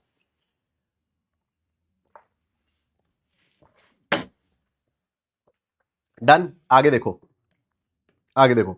Mr. Narasimha won 15 lakh rupees as prize money for winning a television serial contest in the financial year 24-25. ये तो 194B हो गया, 30% के rate से TDS काटा जाएगा क्योंकि 10,000 से ऊपर है. वेरी सिंपल, बड़े लोग है ना. तो tax has to be deducted at 30% under section 194B on payment of 15 lakh rupees to mister Narasimha for winnings in a TV serial contest. Tax to be deducted आ गया 15 लाख इंटू 30% और ये आ गया 4,50,000 रुपीज. आई एम श्योर ये वाली बात आप सबको समझ में आ गई है. बोलो निष्ठेन निष्ठेन निष्ठेन, बोलो निष्ठेन निष्ठेन निष्ठेन निष्ठेन निष्ठेन निष्ठेन, बोलो निष्ठेन निष्ठेन निष्ठेन. ठीक है सर, वर्चुअल के लेक्चर्स देखें या लाइव वाले, आपकी मर्जी है आस्था. ठीक है, आपकी मर्जी है. ठीक, चलो आ जाओ, let's move on to the next question. RTP मई 2025 वाले क्वेश्चन पर आ जाते हैं हम लोग. ठीक है, आरटीपी मई 25 वाले क्वेश्चन पे आते हैं. देखो, examine the applicability and amount of tax deducted at source or tax collection at source as per the Income Tax Act 1961 for assessment year 25-26 in the following situations. Mr. Subhash is a salaried individual and pays rent of 52,000 rupees per month to Mr. Raj from April 2024. ठीक है, अब ये salary पे की जा रही है. ठीक है, अब यहां पर क्या पे किया जा रहा है? यहां पर सैलरी पे की जा रही है. ठीक है, सैलरी पे की जा रही है. Mr. Subhash vacated the premises on 31st August 2024. What if he vacates the premises on 31st October 2024? ठीक है, तो what if he मतलब अगर ये प्रेमिसेस 31st अक्टूबर को छोड़ते हैं तो फिर क्या होगा? ओके, देखो, अब ये बंदा क्या कर रहा है? ये बंदा 52,000 रुपीज पर मंथ का रेंट दे रहा है. ठीक है, रेंट ये 50,000 रुपए से ज्यादा दे रहा है. रेंट ये 50,000 रुपए से ज्यादा दे रहा है. ठीक है, अरे आई एम सो सॉरी यार, 194IB है हमारे सिलेबस में, मैं थोड़ा सा कंफ्यूज हो गया था. ठीक है, 194IB है हम लोगों के सिलेबस में. I am really very sorry. पिछले अभी किसी एक क्वेश्चन में मैंने आपको बता दिया था कि 194IB सिलेबस में नहीं है. 194IB बिल्कुल है सिलेबस में. इनफैक्ट ये वाला क्वेश्चन 194IB का ही है. ठीक है, I got a little confuse. I am very very sorry. I am extremely sorry for this. ठीक है, तो 194IB डेफिनेटली हमारे सिलेबस में आगे वाले कुछ हैं, वो जो 194LB और LM और ये सारी चीजें वो नहीं है, तो मैं उससे थोड़ा सा कंफ्यूज हो गया था. ठीक है, anyway I am genuinely very sorry. 194IB हमारे सिलेबस में है. वो यही है कि अगर आप किसी को रेंट दे रहे हो, इमूवेबल प्रॉपर्टी के लिए आप रेंट दे रहे हो, 50,000 रुपए महीने से ज्यादा का आप रेंट दे रहे हो, तो जो आप आखिरी महीने रेंट पे करोगे उस पर आपको टीडीएस काटना होगा. ठीक है, और उसमें तो इनफैक्ट इस बार के लिए बहुत ज्यादा इंपॉर्टेंट भी हो गया क्योंकि 194IB में चेंज भी आया है. ठीक है, क्योंकि 30 सितंबर 2024 तक का रेट 5% था और 30 सितंबर 2024 के बाद वाला जो रेट है वो 2% हो गया. ठीक है, तो 194IB डेफिनेटली हम लोगों के सिलेबस में. I am very sorry. ठीक है, चलो अब देखो, सुभाष जो है वो सैलरीड इंडिविजुअल है, 52,000 रुपए पर मंथ का रेंट पे कर रहा है और ये वेकेट करेगा प्रेमिसेस को 31 अगस्त 2024. तो अप्रैल, मई, जून, जुलाई, अगस्त. ठीक है, 30 सितंबर से पहले 5 महीनों का रेंट अगर देखा जाए तो 5 इंटू 52,000 रुपीज. ठीक है, 5 इंटू 52,000 रुपीज. इस पर ये टीडीएस काटेगा किस रेट से? 5% के रेट से टीडीएस काटेगा. तो लेट्स सी, इस पर टीडीएस काटना होगा 5% के रेट से. तो 52,000 इंटू 5% कितना टीडीएस? 13,000 रुपए का टीडीएस कटेगा. ठीक है, इस पर 13,000 रुपए का टीडीएस कटेगा, तो 13,000 रुपीज का टीडीएस कटेगा कब? आखिरी में, जो अगस्त 2024 को जो सैलरी देगा ना, ये सॉरी अगस्त 2024 को जो रेंट देगा 52,000 रुपीज का, इस 52,000 रुपीज में से ये 13,000 रुपीज का टीडीएस काटा जाएगा। ठीक है, 52,000 रुपीज में से 13,000 रुपीज का टीडीएस काटा जाएगा और 39,000 रुपीज दिए जाएंगे। ठीक है, लेकिन अगर मान लो, ध्यान से सुनना, ये काफी इंपॉर्टेंट आ गया ये। ठीक है, अगर मान लो इसने प्रेमिसेस वेकेट किया 31 अक्टूबर 2024 को, अगर इसने 31 अक्टूबर को वेकेट किया तो इसने कितना पैसा दिया? 52,000 फॉर हाउ मेनी मंथ्स? अप्रैल, मई, जून, जुलाई, अगस्त, सितंबर, अक्टूबर, फॉर 7 मंथ्स। ठीक है, और इस पूरे पर 2% के रेट से टीडीएस लगेगा। यहां पर कई सारे लोग गलती क्या करेंगे, कई सारे लोग गलती ऐसे करेंगे कि सर 52,000 30 सितंबर तक का, ठीक है, 30 सितंबर तक हम 5% के रेट पर टीडीएस काटते हैं और अक्टूबर तक, अक्टूबर का हम 2% के रेट पर टीडीएस काटेंगे। ये गलत है। इंस्टीट्यूट ने भी ये वाली गलती की थी, बाद में कॉरिजेंडम देकर अपनी बुक में ठीक किया था। आईसीएआई के स्टडी मटेरियल में भी ये वाली गलती थी और बाद में कॉरिजेंडम के थ्रू आईसीएआई ने ठीक किया था इसको। ठीक है, बाद में कॉरिजेंडम के थ्रू आईसीएआई ने इसको ठीक किया था। तो ध्यान रखना, 52,000 इंटू 7, 7 महीनों का, क्योंकि टीडीएस आपको कब काटने हैं? टीडीएस तो आप 31 अक्टूबर को ही काटोगे ना, जब आप आखिरी महीने का रेंट पे करोगे तभी आप टीडीएस काटोगे। ठीक है, तो आप टीडीएस कौन सी डेट को काट रहे हो? आप 30 सितंबर से पहले टीडीएस काट रहे हो या 30 सितंबर के बाद टीडीएस काट रहे हो? आप 30 सितंबर के बाद टीडीएस काट रहे हो। तो अगर आप 30 सितंबर के बाद टीडीएस काटोगे तो 52,000 इंटू 7, इस पूरे अमाउंट पर आपको 2% के रेट से टीडीएस काटना होगा। ठीक है, 52,000 इंटू 7 और इस पूरे पर 2% के रेट से टीडीएस 7,280। डन, 7,280। ठीक है, तो देखो, since Mr. Subhash is a salaried individual and pays rent exceeding 50,000 rupees per month in financial year 24-25, he is liable to deduct tax at source under section 194 IB at 5% till 30th September 24 and thereafter at 2%. If Mr. Subhash vacated the premises on 31st August 24, tax has to be deducted from rent payable from August 24. Tax deductible would be 13,000 rupees, 52,000 into 5 into 5%. If Mr. Subhash vacated the premises on 31st October 24, tax has to be deducted from rent payable for October 24. Tax deductible would be 7,280, 52,000 into 7 into 2%. Done? ये हो गया। Next देखो, next देखो आप, ABC Traders, a partnership firm, is engaged in the wholesale business of Tendu leaves. Tendu leaves, once again 2061. ठीक है, और tendu leaves पर आपको क्या लगेगा? तेंदू लीव्स पर 5% के रेट से आपको टीसीएस लगाना पड़ेगा। Its turnover for the previous year 23-24 was 9 crore rupees. During the financial year 24-25, it sold Tendu leaves worth 12 lakh rupees to XYZ Limited. XYZ does not provide its PAN to ABC Trader. PAN नहीं दिया है तो फिर 10% के rate से TCS लगेगा। ठीक है, तो under section 2061, seller of certain goods inter alia Tendu leaves is required to collect tax from the buyers at 5%. Seller under section 2061 includes the firm. In case of non-furnishing of PAN, tax is to be collectible at higher of twice the specified rate, that is 10% या फिर 5%. In the present case, ABC Traders is required to collect tax at source under section 2061 at 10% on sale of Tendu leaves of 12 lakh rupees to XYZ Limited at the time of debit or receipt, whichever is earlier. ठीक है, at the time of debit or receipt, whichever is earlier. तो ये हम लोगों का RTP में 25 वाला question में यहां पर आकर कंप्लीट हो चुका है। Give me a big big boom in the chat box. और अगर आप लोगों ने अभी तक वीडियो को लाइक नहीं किया है, आप लोग फटाफट से वीडियो को करेंगे लाइक। फायदा फील हो रहा है? फायदा फील हो रहा है आप लोगों को? आप लोगों को इसका बेनिफिट फील हो रहा है? आप लोगों को इसका बेनिफिट फील हो रहा है? कॉन्फिडेंस आ रहा है आप लोगों को? बेनिफिट लग रहा है कि हाँ यार, ये जो हम लोग ये चीजें कर रहे हैं इसका बेनिफिट है। बेनिफिट फील हो रहा है आप लोगों को? कॉन्फिडेंस आ रहा है? यस। ठीक है, मैं एक बार फिर बता देता हूं, because a lot of you might be joining now. कई सारे लोगों ने अभी अभी ज्वाइन किया है। तो इसी वीडियो के डिस्क्रिप्शन में आप लोगों को, जब आप मोर पर आओगे ना, तो इसी वीडियो के डिस्क्रिप्शन में आपको मेरी वेबसाइट पर आना है। ठीक है, आप जब मेरी वेबसाइट पर आओगे, तो जब आप मेरी वेबसाइट पर आओगे, नोट्स वगैरह के लिए मैं बता देता हूं आपको। वेबसाइट पर जब आप आओगे तो यहां पर आपको कोर्सेज पर आना है। कोर्सेज पर आने के बाद आपको दो कैटेगरीज दिखाई देंगी, सीए कोर्सेज और नीचे स्टॉक मार्केट कोर्सेज। आप सीए कोर्सेज में व्यू ऑल पर क्लिक करोगे तो आपको सारे के सारे कोर्सेज दिख जाएंगे। और फिर यहां पर आपको टैक्सेशन रिविजन वाले कोर्स पर आना है। जब आप टैक्सेशन रिविजन वाले कोर्स पर आओगे तो यहां पर आपको डीटी और जीएसटी हर सब्जेक्ट के, मतलब हर चैप्टर के आपको बहुत सारे नोट्स वगैरह सब मिल जाएंगे। जैसे अगर हम लोग यहाँ पर टीडीएस टीसीएस के बारे में बात करते हैं तो टीडीएस टीसीएस के आपको यहाँ पर रिवीजन वीडियो मिल जाएगी, समरी नोट्स मिल जाएंगे, question discussion, selected RTP MTP PYQ questions, ये सारी की सारी चीजें आप लोगों को मिल जाएंगी फॉर एवरी चैप्टर। ठीक है, फॉर एवरी चैप्टर। तो जो यहाँ पर वीडियोस में प्रैक्टिस बैच वाली वीडियोस में यहाँ पर ले रहा हूं, वो सारी वीडियोस पुरानी वाली वीडियोस को रिप्लेस भी करती जा रही है। ठीक है, तो वो उन वीडियो से आपको देखना है। जीएसटी में भी आपको सारे के सारे चैप्टर्स का मिल जाएगा। उसके बाद आपको यहाँ पर एमसीक्यूज भी मिल जाएंगे। बहुत इंपॉर्टेंट है एमसीक्यूज में स्कोर करना, और एमसीक्यूज बहुत हलवा वाले टाइप के एमसीक्यूज नहीं आते। ठीक है, एमसीक्यूज अच्छे खासे आते हैं, तो एमसीक्यूज में स्कोर करना इंपॉर्टेंट है। फिर आपको केस बेस्ड एमसीक्यूज मिलेंगे, क्योंकि मैक्सिमम पोर्शन जो एमसीक्यू का आता है वो केस बेस्ड एमसीक्यू का आता है, तो उसको आप लोग यहां पर देख सकते हो। And then you have revision test papers, 3 revision test papers जो कि आपके जनवरी 26 अटेम्प्ट के लिए रेलेवेंट है, वो यहां पर मैंने डाले हुए हैं। फिर मॉक टेस्ट पेपर्स, मैंने यहां पर 13 मॉक टेस्ट पेपर्स डाल के रखे हुए हैं, 13 मॉक टेस्ट पेपर्स डाल के रखे हुए हैं, including the latest mock test paper जो अभी आईसीएआई ने अभी रिसेंटली रिलीज किया है फॉर जनवरी 26। अभी आईसीएआई की तरफ से सीरीज 1 वाला मॉक टेस्ट पेपर आ चुका है, तो वो वाला मैंने अपलोड कर दिया है, और जो सीरीज 2 वाला मॉक टेस्ट पेपर आएगा वो जैसे ही आएगा वो भी मैं यहां पर अपलोड कर दूंगा।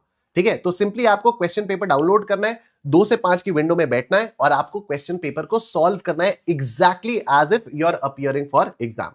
ठीक है, और उसके बाद यहां पर आपको सजेस्टेड आंसर्स भी मिल जाएंगे मई 25 के, सितंबर 25 के, तो इनको भी आप लोग अच्छे से सॉल्व कर सकते हो। तो एनरोल फॉर दिस कोर्स, ये एब्सोल्युटली फ्री ऑफ कॉस्ट है, इसमें एक पैसा आपको नहीं देना है, लेकिन ट्रस्ट मी, जितना मटेरियल, जितना कंटेंट आप लोगों को यहां पर फ्री में मिल रहा है वो नेक्स्ट लेवल है, और जिस क्वालिटी का कंटेंट आपको मिल रहा है। ठीक है, और अगर अच्छा लगेगा आप लोगों को ये कोर्स, तो आप लोग प्लीज रेटिंग भी कर देना। ठीक है, रेटिंग भी कर देना, यहाँ पर रिव्यूज दे देना, रिव्यू दे देना, रेटिंग कर देना, तो अच्छा लगेगा। ठीक है, चलो, आई थिंक टीडीएस टीसीएस वाले क्वेश्चंस हम लोगों ने कर लिए। फील हो रहा है, कॉन्फिडेंस फील हो रहा है, वेरी गुड। टीडीएस टीसीएस वाले क्वेश्चंस हम लोगों ने कर लिए। अब हम लोग अपने अगले वाले चैप्टर पर आ जाते हैं, रिटर्न फाइलिंग सेल्फ असेसमेंट वाले पे। जितने भी बचे हुए टीडीएस वाले क्वेश्चंस हैं, अच्छे खासे क्वेश्चंस हैं, आप लोग देखो। ठीक है, अच्छे खासे क्वेश्चंस हैं, तो जो भी टीडीएस टीसीएस के बचे हुए क्वेश्चंस हैं उनको आप लोग अपने आप से सॉल्व कर लेना, प्लीज। कर लोगे? मतलब आप लोगों ने देख तो लिया ना, मतलब see the idea for me here is not to make you solve all the questions in the class itself. ठीक है, क्योंकि जब तक सेल्फ स्टडी नहीं आएगी भाई, तब तक कॉन्फिडेंस नहीं आ सकता, मैं सच बता रहा हूं। लेकिन एक नज चाहिए होता है कि यार अभी ना हम लोगों को डर लग रहा है कि यार टीडीएस टीसीएस एडवांस टैक्स के क्वेश्चंस हम लोग करेंगे कैसे, अभी तो डर लग रहा है। उस डर को भगाने के लिए मैं यहां पर आप लोगों के पास आता हूं प्रैक्टिस बैच में। ठीक है, उस डर को भगाने के लिए मैं आप लोगों के पास यहां पर आता हूं प्रैक्टिस बैच में। ठीक है, तो अच्छा, अगर किसी को कोई भी दिक्कत आ रही है ना, जैसे आस्था आप कह रहे हो नोट्स ओपन नहीं हो रहे, ठीक है, वैसे तो ओपन होंगे, ठीक है, क्योंकि कई सारे लोगों के ओपन हो रहे हैं। मान लो आपके नोट्स ओपन नहीं हो रहे, तो आपको सिंपली क्या करना है, आप उसकी एक वीडियो बना लो, अलग से फोन को लेकर आप एक वीडियो बना लो कि देखो क्या एरर आ रहा है, आप मुझे बताओगे कि क्या एरर आ रहा है। ठीक है, thank you so much Edu Vibe, thank you. Edu Vibe कह रहे हैं so you are very hard working and literally see you from a very long time, love your dedication, thank you so much.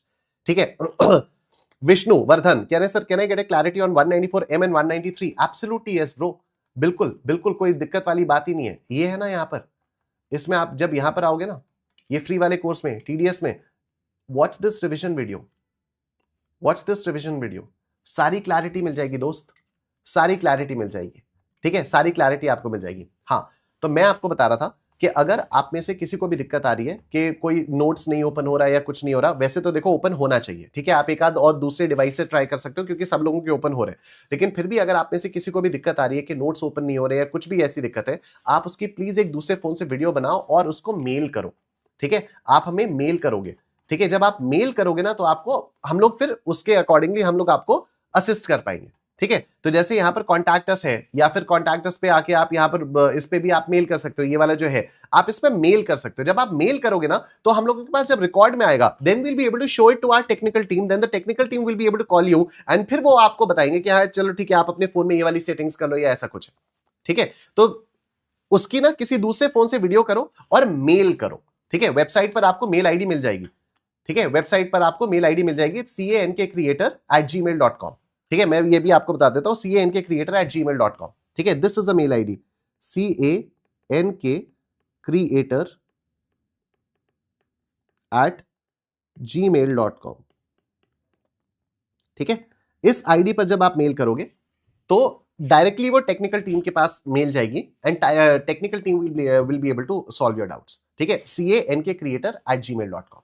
ठीक है, ये email ID है। Alright, so अब ये जो बचे हुए क्वेश्चंस हैं टीडीएस टीसीएस एडवांस टैक्स वाले, इसको आप लोग अपने आप से कर लेना। अब मैं आ जा रहा हूं return filing and self assessment वाले पे। ठीक है, मैं एक बार फिर से आप लोगों को बता देता हूं, वीडियो के डिस्क्रिप्शन में आप लोगों को नोट्स का लिंक मिलेगा। नोट्स का लिंक भी कैसे मिलेगा, आप लोगों को यहां पर मेरी वेबसाइट पर आना है। वीडियो के डिस्क्रिप्शन में आप लोगों को मेरी वेबसाइट का लिंक मिल जाएगा। ठीक है, मेरी वेबसाइट पर जब आप लोग यहां पर आओगे तो यहां पर आपको कोर्सेज में आना है। कोर्सेज में आकर आपको व्यू ऑल पर क्लिक करना है। सीए के कोर्सेज के अंदर व्यू ऑल पर क्लिक करना है और ये टैक्सेशन का जो रिवीजन कोर्स है इसमें अपने आपको एनरोल कर लेना है। हर चैप्टर के आपको revision video, summary notes, PDFs, questions, mind map, सब कुछ आपको मिल जाएगा। ठीक है, you will be able to get everything. सारी की सारी चीजें आप लोगों को यहां पर मिल जाएंगी। एंड अगर ये कोर्स पसंद आएगा तो प्लीज एक बार रिव्यू और रेटिंग जरूर कर देना, उससे मेरा काफी फायदा हो जाता है, उससे मुझे अच्छा लगता है। ठीक है, उससे मेरा मोटिवेशन बढ़ता है। और वीडियो को तो लाइक कर ही दो आप लोग। ठीक है, इस वाली वीडियो को तो आप लोग लाइक कर ही दो। टीडीएस टीसीएस वाला काम हमारा यहां पर कंप्लीट हो चुका है। Provision for return filing and self assessment, provision for filing return of income और सेल्फ असेसमेंट वाले क्वेश्चंस पर आ जाते हैं। देखो, सबसे पहले हम लोग बात करेंगे पीवाईक्यू सितंबर 25 4 मार्क्स।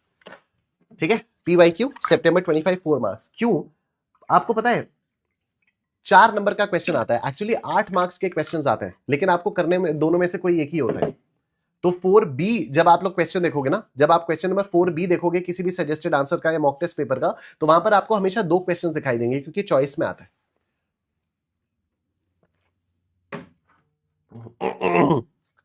ठीक है, तो हमेशा क्योंकि ये चॉइस में आता है तो इसलिए आपके लिए और फायदा है कि भाई ये 4 नंबर तो पक्के करने ही करने हैं आपको। मैं बता रहा हूं यार, ये 20 नंबर आपको पक्के करने हैं। ट्रस्ट मी ऑन दिस, हाथ जोड़ के कह रहा हूं, ये 20 नंबर आपको पक्के करने, कर लो मेहनत इन इन मार्क्स में, इनमें मतलब वो कर लो यार, मेहनत इसमें कर लो यार। ठीक है, इन 20 नंबर में मेहनत कर लो यार। बहुत बहुत फायदा होगा आपको। ठीक है, देखो, specify the persons who are not required to pay advance tax as per the provisions of the income tax act 1961। ठीक है, किन लोगों को एडवांस टैक्स नहीं पे करना होता। तो an assessee is not liable to pay advance tax if the advance tax payable in his case is less than 10,000 rupees during the financial year. An individual resident who is of the age 60 years or more at any time during the previous year and does not have any income chargeable under the head profits and gains from business or profession is also not required to pay advance tax. Very simple question. 10,000 से कम की अगर आपकी tax liability बन रही है, आपको कोई advance tax पे करने की जरूरत नहीं है। अगर आप एक रेजिडेंट इंडिविजुअल हो और आपकी जो एज है वो 60 ईयर से ऊपर है और आपकी पीजीबीपी के अलावा हेड पीजीबीपी के इनकम, पीजीबीपी में आपकी कोई इनकम नहीं है, तो भी आपको एडवांस टैक्स पे करने की कोई जरूरत नहीं होती है। ठीक है, तो भी आपको एडवांस टैक्स पे करने की जरूरत नहीं है। सिंपल क्वेश्चन, 4 नंबर का सवाल। ठीक है, नेक्स्ट, पीवाईक्यू सितंबर 25 4 मार्क्स का एक और सवाल है। देखो, state with appropriate reasons whether the following statements are true or false. An income tax return can be revised only once. Absolutely false. 31st दिसंबर से पहले पहले आप जितनी मर्जी बार चाहो आप इनकम टैक्स के रिटर्न को रिवाइज कर सकते हो।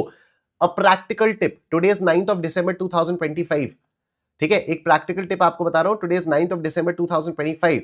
अगर आपके घर वालों में से किसी ने भी प्रीवियस ईयर 24-25 के रिटर्न्स को फाइल नहीं किया है, 31st December is the last date. Belated return भी फाइल करने की 31st December is the last date. Revise return भी फाइल करने की 31st December is the last date.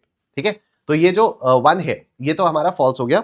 तो return revise earlier can be revise again as a first revise return replaces the original return. Therefore, if an assessee discovers any omission or wrong statement in such a revised return, he can furnish a second revised return within the prescribed time, that is at any time before 3 months prior to the end of the relevant assessment year or before the completion of the assessment, whichever is earlier.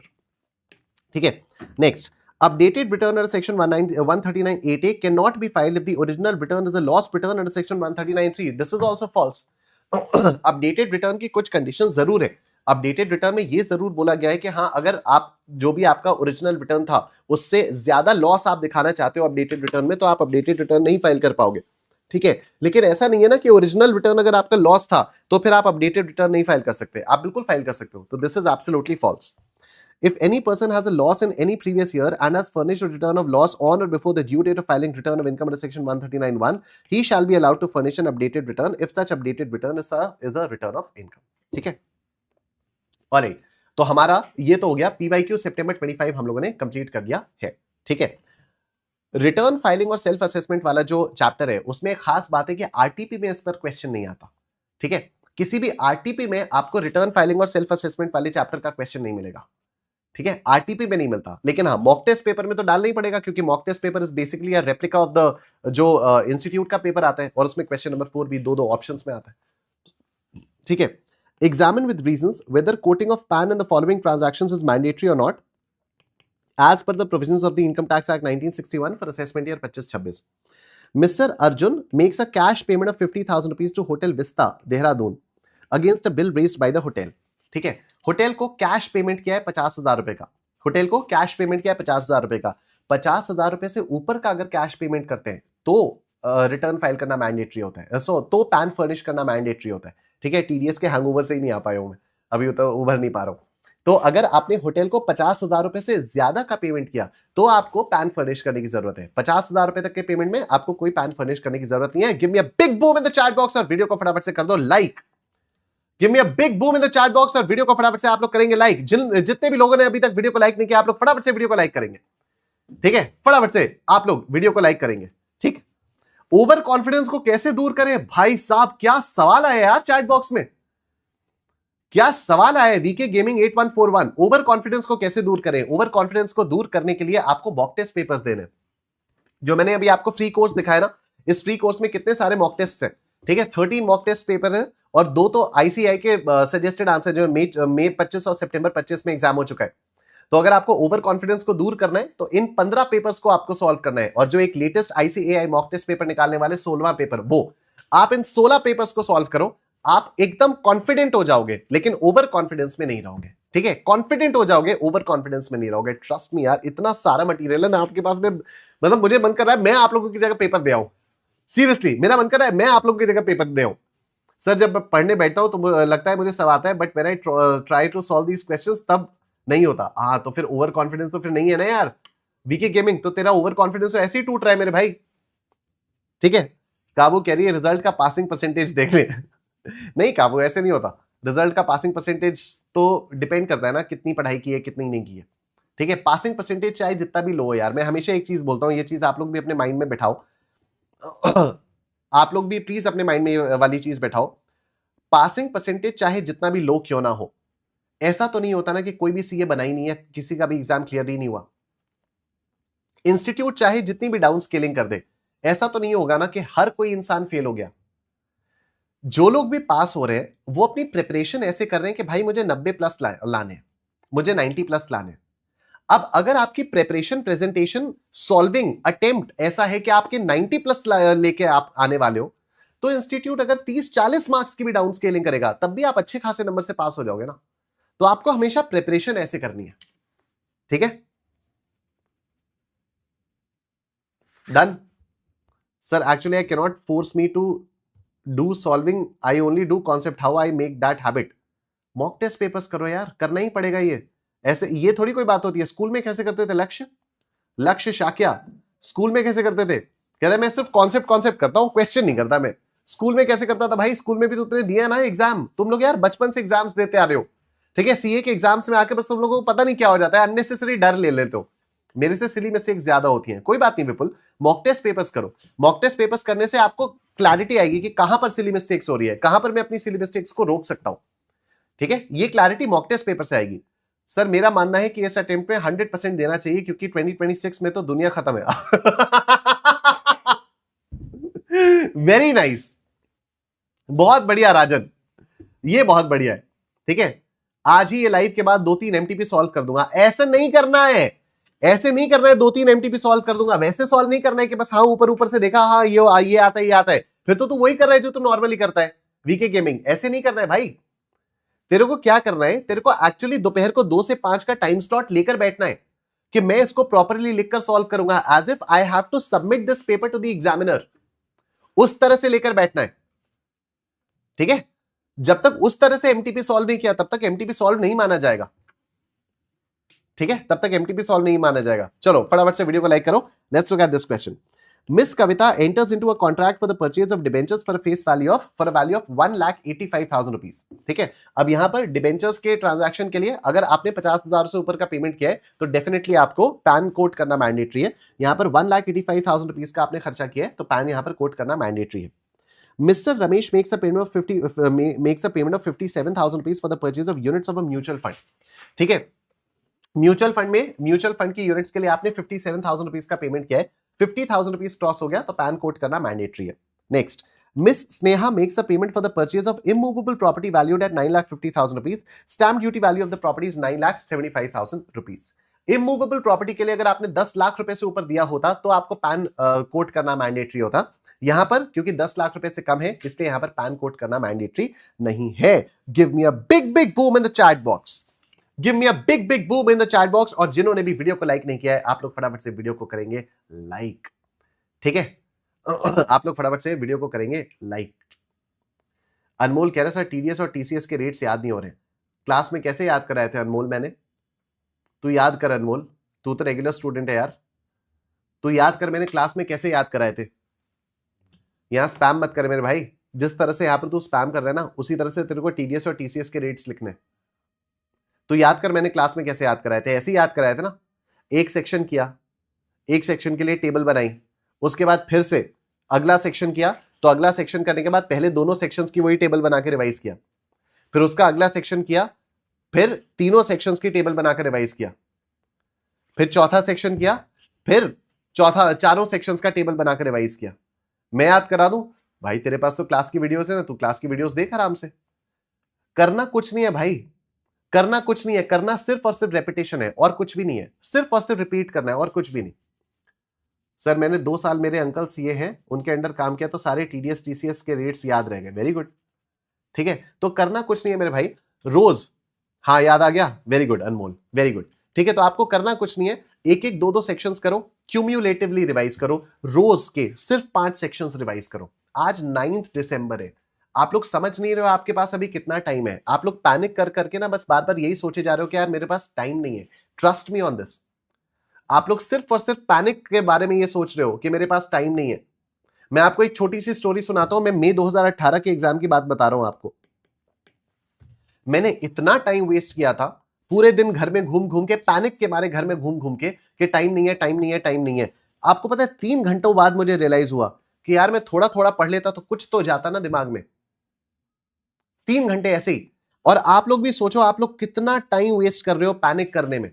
आप लोग एक बार सोचना आप लोग कितना ज्यादा time waste कर देते हो पैनिक करने में। आप लोगों को लगता है टाइम नहीं है, जितना टाइम आप ये पैनिक करने में वेस्ट करते हो ना कि टाइम नहीं है, उतने टाइम में थोड़ा बहुत पढ़ लो, क्या हो जाएगा? ज्यादा से ज्यादा पूरा कोर्स नहीं कंप्लीट हो पाएगा ना, वो तो अभी भी नहीं हो रहा है, वो तो पैनिक करने से भी नहीं हो रहा है ना पूरा कोर्स कंप्लीट, तो थोड़ा बहुत तो कंप्लीट होगा ना, राइट? तो पैनिक करने में नहीं टाइम वेस्ट करो यार। Alright, Mr. Shahid, an individual who is a resident and ordinarily resident in India, has earned a salary income of 8,25,000 rupees during the financial year 24-25. ठीक है? देखो, तो mister Shahid, an individual who is a resident and ordinarily resident in India, ROR है ये, he has earned a salary income of 8,25,000 rupees during the financial year 24-25. He is eligible to claim deductions under section 80C, 80D and 80G amounting to 2,75,000 rupees. On 30th July 25, he approaches you for assistance in filing his return of income. बताइए chartered accountant साहब, ये आपके पास आया return file करने के लिए।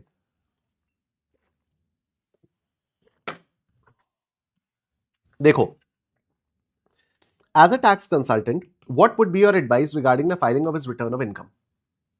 What will be your advice if he approaches you on 1st August 2025?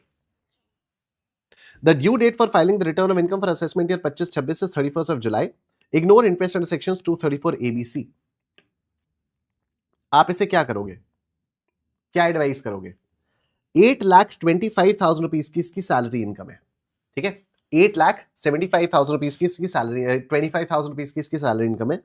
अगर ये हमारे पास 30th जुलाई को आ जाता है, ठीक है? अगर ये हमारे पास 30th जुलाई को आ जाता है, अगर ये हम लोगों के पास 30th जुलाई को आ जाता है, तो फिर ये ड्यू डेट से पहले पहले आ गया और हम बहुत आराम से इसका रिटर्न 139(1) के अंदर फाइल कर सकते हैं, ठीक है? अब इसके पास 2 ऑप्शंस हैं, या तो ये ओल्ड स्कीम में फाइल करे या तो ये न्यू स्कीम में फाइल करे। मतलब या तो ये डिफॉल्ट स्कीम में फाइल करेगा, new scheme is default scheme, या तो ये ऑप्ट आउट कर ले डिफॉल्ट स्कीम से। अगर ये डिफॉल्ट स्कीम में जाता है, अगर ये डिफॉल्ट स्कीम में जाता है अगर ये डिफॉल्ट स्कीम में जाता है तो इसको 2,75,000 रुपीज के डिडक्शंस नहीं मिलेंगे। अगर ये डिफॉल्ट स्कीम में जाता है तो इसको 2,75,000 रुपीज के डिडक्शंस नहीं मिलेंगे, ठीक है? इसको 2,75,000 रुपीज के डिडक्शंस नहीं मिलेंगे, ठीक है? लेकिन क्या ये सैलरी इनकम में से इसको 75,000 रुपीज का स्टैंडर्ड डिडक्शन मिलेगा? बिल्कुल मिलेगा। 8,25,000 रुपीज की सैलरी, कहीं पर भी क्वेश्चन में ये थोड़ी लिखा हुआ है कि कंप्यूटेड सैलरी है, ठीक है? 8,25,000 रुपीज की जो सैलरी है, कहीं पर भी क्वेश्चन में ये नहीं लिखा ना कि ये कंप्यूटेड सैलरी है, तो this is not computed salary. If this is not computed salary तो इस पर से स्टैंडर्ड डिडक्शन आपको मिलेगा। ठीक है, आओ देखो, 8,25,000 रुपीज में से 75,000 रुपीज का स्टैंडर्ड डिडक्शन अगर मिलता है तो 7,50,000 रुपीज की आपकी इनकम आती है डिफॉल्ट स्कीम में। ठीक है, और डिफॉल्ट स्कीम में अगर 7,50,000 रुपीज का आता है तो फिर हमारी टैक्स लाइबिलिटी क्या आएगी? टैक्स लाइबिलिटी क्या आएगी? ठीक है, टैक्स लाइबिलिटी हमारी कितनी आएगी? आओ निकालते हैं। 7,50,000 रुपीज है, 0 से 3 नील। ठीक है, 0 से 3 नील, 3 से 7 5%, 3 से 7 5%, तो 7 lakh rupees minus 3 lakh rupees, इसका 5% एम प्लस, और 7 से 750 10%, 50,000 रुपीज का 10% एम प्लस, ये आ गया 25,000 रुपीज। ठीक है, इसका हेल्थ एंड एजुकेशन से अगर जोड़ देंगे तो 26,000 रुपीज हमारी टैक्स लाइबिलिटी आएगी अगर हम न्यू स्कीम में जाते हैं तो। ठीक है, अगर हम न्यू स्कीम में जाते हैं तो 26,000 रुपीज की हमारी टैक्स लाइबिलिटी आएगी। डन। तो मैं यहां पर लिख देता हूं, न्यू स्कीम में जो टैक्स लाइबिलिटी आई वो 26,000 रुपीज की आई। अब ओल्ड स्कीम के बारे में बात करते हैं। ओल्ड स्कीम में 8,25,000 रुपीज की जो सैलरी है, इसमें से 50,000 रुपीज का रिडक्शन मिलेगा, तो 825 माइनस 50,000, ये आ गई इनकम 7,75,000 रुपीज। और फिर 2,75,000 रुपीज का रिडक्शन यहां पर 80C 80G और 80C 80D और 80G का मिल जाएगा, 2,75,000, 2,75,000 रुपीज का ये मिल जाएगा। कितना आ गया? 5 लाख रुपए आ गया, 5 लाख रुपए। अगर आपकी टोटल इनकम 5 लाख रुपए क्रॉस नहीं करती है, अगर आपकी टोटल इनकम 5 लाख रुपए क्रॉस नहीं करती है ओल्ड स्कीम में, तो आपको रिबेट मिल जाएगी अंडर सेक्शन 87A। ठीक है, अगर आपकी टोटल इनकम 5 लाख रुपए क्रॉस नहीं करती है तो आपको सेक्शन 87A की रिबेट मिल जाएगी, और अगर 87A की रिबेट मिल जाएगी तो आपकी फाइनल टैक्स लाइबिलिटी जीरो हो जाएगी, आपकी फाइनल टैक्स लाइबिलिटी जीरो हो जाएगी। राइट, तो आप इसको क्या एडवाइस करोगे एज अ चार्टर्ड अकाउंटेंट? आप इसको क्या एडवाइस करोगे? Everyone in the chat box,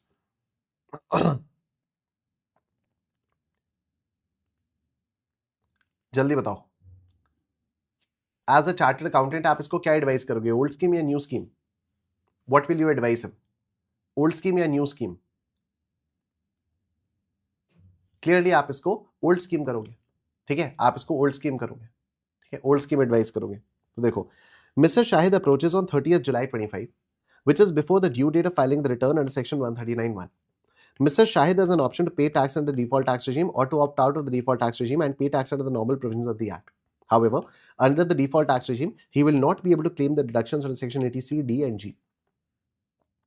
Under the default tax regime, Mr. Shahid's total income would be 750 after providing standard deduction of 75,000 rupees and the tax liability will be 26,000 rupees. निकाल लिया हमने। Under the optional tax regime, Mr. Shahid's total income would be 5 lakh rupees after providing standard deduction of 50,000 rupees and deduction under Chapter 6A of 2,75,000 rupees. Since Mr. Shahid is a resident in India, he is eligible for rebate under Section 87A and his tax liability would be nil.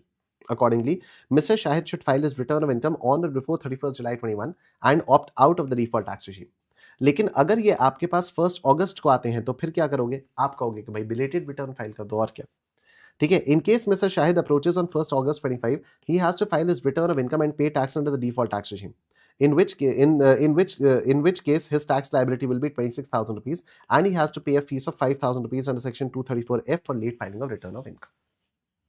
ठीक है, तो अगर आप late आते हो तो आपको default tax regime में अपना रिटर्न फाइल करना पड़ेगा। ठीक है, अगर आप लेट आते हो रिटर्न फाइल करवाने के लिए तो आपको डिफॉल्ट टैक्स regime में अपना रिटर्न फाइल करवाना पड़ेगा। 26,000 रुपए का टैक्स लगेगा और 234F में 5,000 रुपए की फीस भी लग जाएगी। ठीक है, 234F में 5,000 रुपए की फीस लग जाएगी। ठीक है, अगर 1 अगस्त हो गया तो ओल्ड ऑप्ट ही नहीं कर पाएगा, फिर 115 BAC में ही जाना पड़ेगा। एम आई राइट? यस। ठीक है, अगर आप लेट हो जाते हो तो आप ऑप्शनल स्कीम में नहीं जा पाओगे, आपको डिफॉल्ट स्कीम में ही टैक्स का रिटर्न फाइल करना पड़ेगा। ठीक है, क्वेश्चन नंबर 5 देखो, again MTP September 25 series 2, 4 marks का क्वेश्चन है।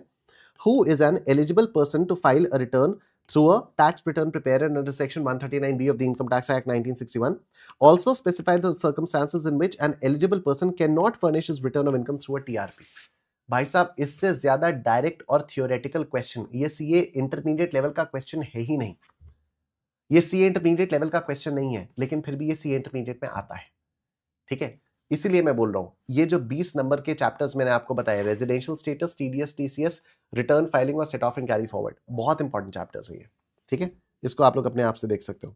नेक्स्ट देखो, mister Avinash file his return of income for assessment year 25-26 on 30 सितंबर 25, ठीक है। इसने अपना रिटर्न फाइल कब किया? 30 सितंबर 25 को इसने अपना रिटर्न फाइल किया, ठीक है। In the month of October 2025, he came to know that he forgot to show interest on fixed deposit in his income tax return. इसने अपना रिटर्न 30 सितंबर 25 को फाइल किया, ठीक है, और अक्टूबर में इसको लगा कि यार ये तो फिक्स डिपॉजिट पर इंटरेस्ट दिखाना ही भूल गया। Can mister Avinash file a revised return in October 2025? Yes, ठीक है, एब्सोल्युटली यस। देखो, Assume that the due date for furnishing the return, अच्छा मैं ड्यू डेट के बारे में ही बात करने जा रहा था कि हम लोगों को assumption लेना पड़ेगा, तो क्वेश्चन में दिया हुआ है assume that the due date for furnishing the return of income was 31st July 25 and the assessment was not completed till the month of October 2025, ठीक है। तब तो कोई दिक्कत वाली बात नहीं है, आप आराम से रिवाइज रिटर्न फाइल कर सकते हो 31 दिसंबर तक आप अपना रिटर्न रिवाइज फाइल कर सकते हो। तो as per section 139(5), if any person having furnished a return within the due date or a belated return discovers any omission or any wrong statement therein, he may, कुछ जलने की smell आ रही है, चलो ठीक है, हो रहा होगा कुछ इधर उधर जल रहा होगा, मेरा घर तो नहीं जल रहा। एनीवे, ये वाला क्वेश्चन करके फिर मैं जा ही रहा हूँ, ठीक है। ये वाला क्वेश्चन हो गया, बाकी सारे क्वेश्चंस आप अपने आप से कर सकते हो। We are sitting here almost for 1.5 hours, ठीक है। He may furnish a revised return at any time before 3 months prior to the end of the relevant assessment year or before completion of assessment, whichever is earlier. Since Mr. Avinash has filed his return after 31st July 25, being the due date under section 139(1) in his case, the said return is a belated return under section 139(4). Mr. Avinash can file a revised return in October 25 since he has found an omission in the belated return filed by him in assessment year 25-26 before 31st December 25 and the assessment is yet to be completed. ठीक है, बाकी questions आप लोग please अपने आप से कर लेना, वीडियो को फटाफट से लाइक कर देना, ठीक है। आई फील लाइक कि इतने क्वेश्चन करके तो चैप्टर का कोई कॉर्नर ही नहीं बचेगा। एब्सोल्युटली राइट काबू, एब्सोल्युटली। राजन कह रहा है आपके कंपैरेटर्स नहीं, सब्जी नहीं जल रही यार, प्रेस जल रही है, ऐसा लग रहा है जैसे वो प्रेस ऑन करते हैं ना, वो आयरन, ठीक है वो। चलो ठीक है, thank you so much everyone. Video को लाइक कर देना, कमेंट सेक्शन में कमेंट करके बताना आपको सेशन कैसा लगा, एंड फ्री कोर्स के लिए एनरोल कर लेना और फ्री कोर्स के लिए रिव्यू वगैरह डाल देना, रेटिंग्स डाल देना, काफी मेहनत से बनाया यार एंड इट्स फ्री, तो आप लोग रिव्यू तो डाल ही सकते हो, ठीक है। Thank you so much everyone, take care, अपना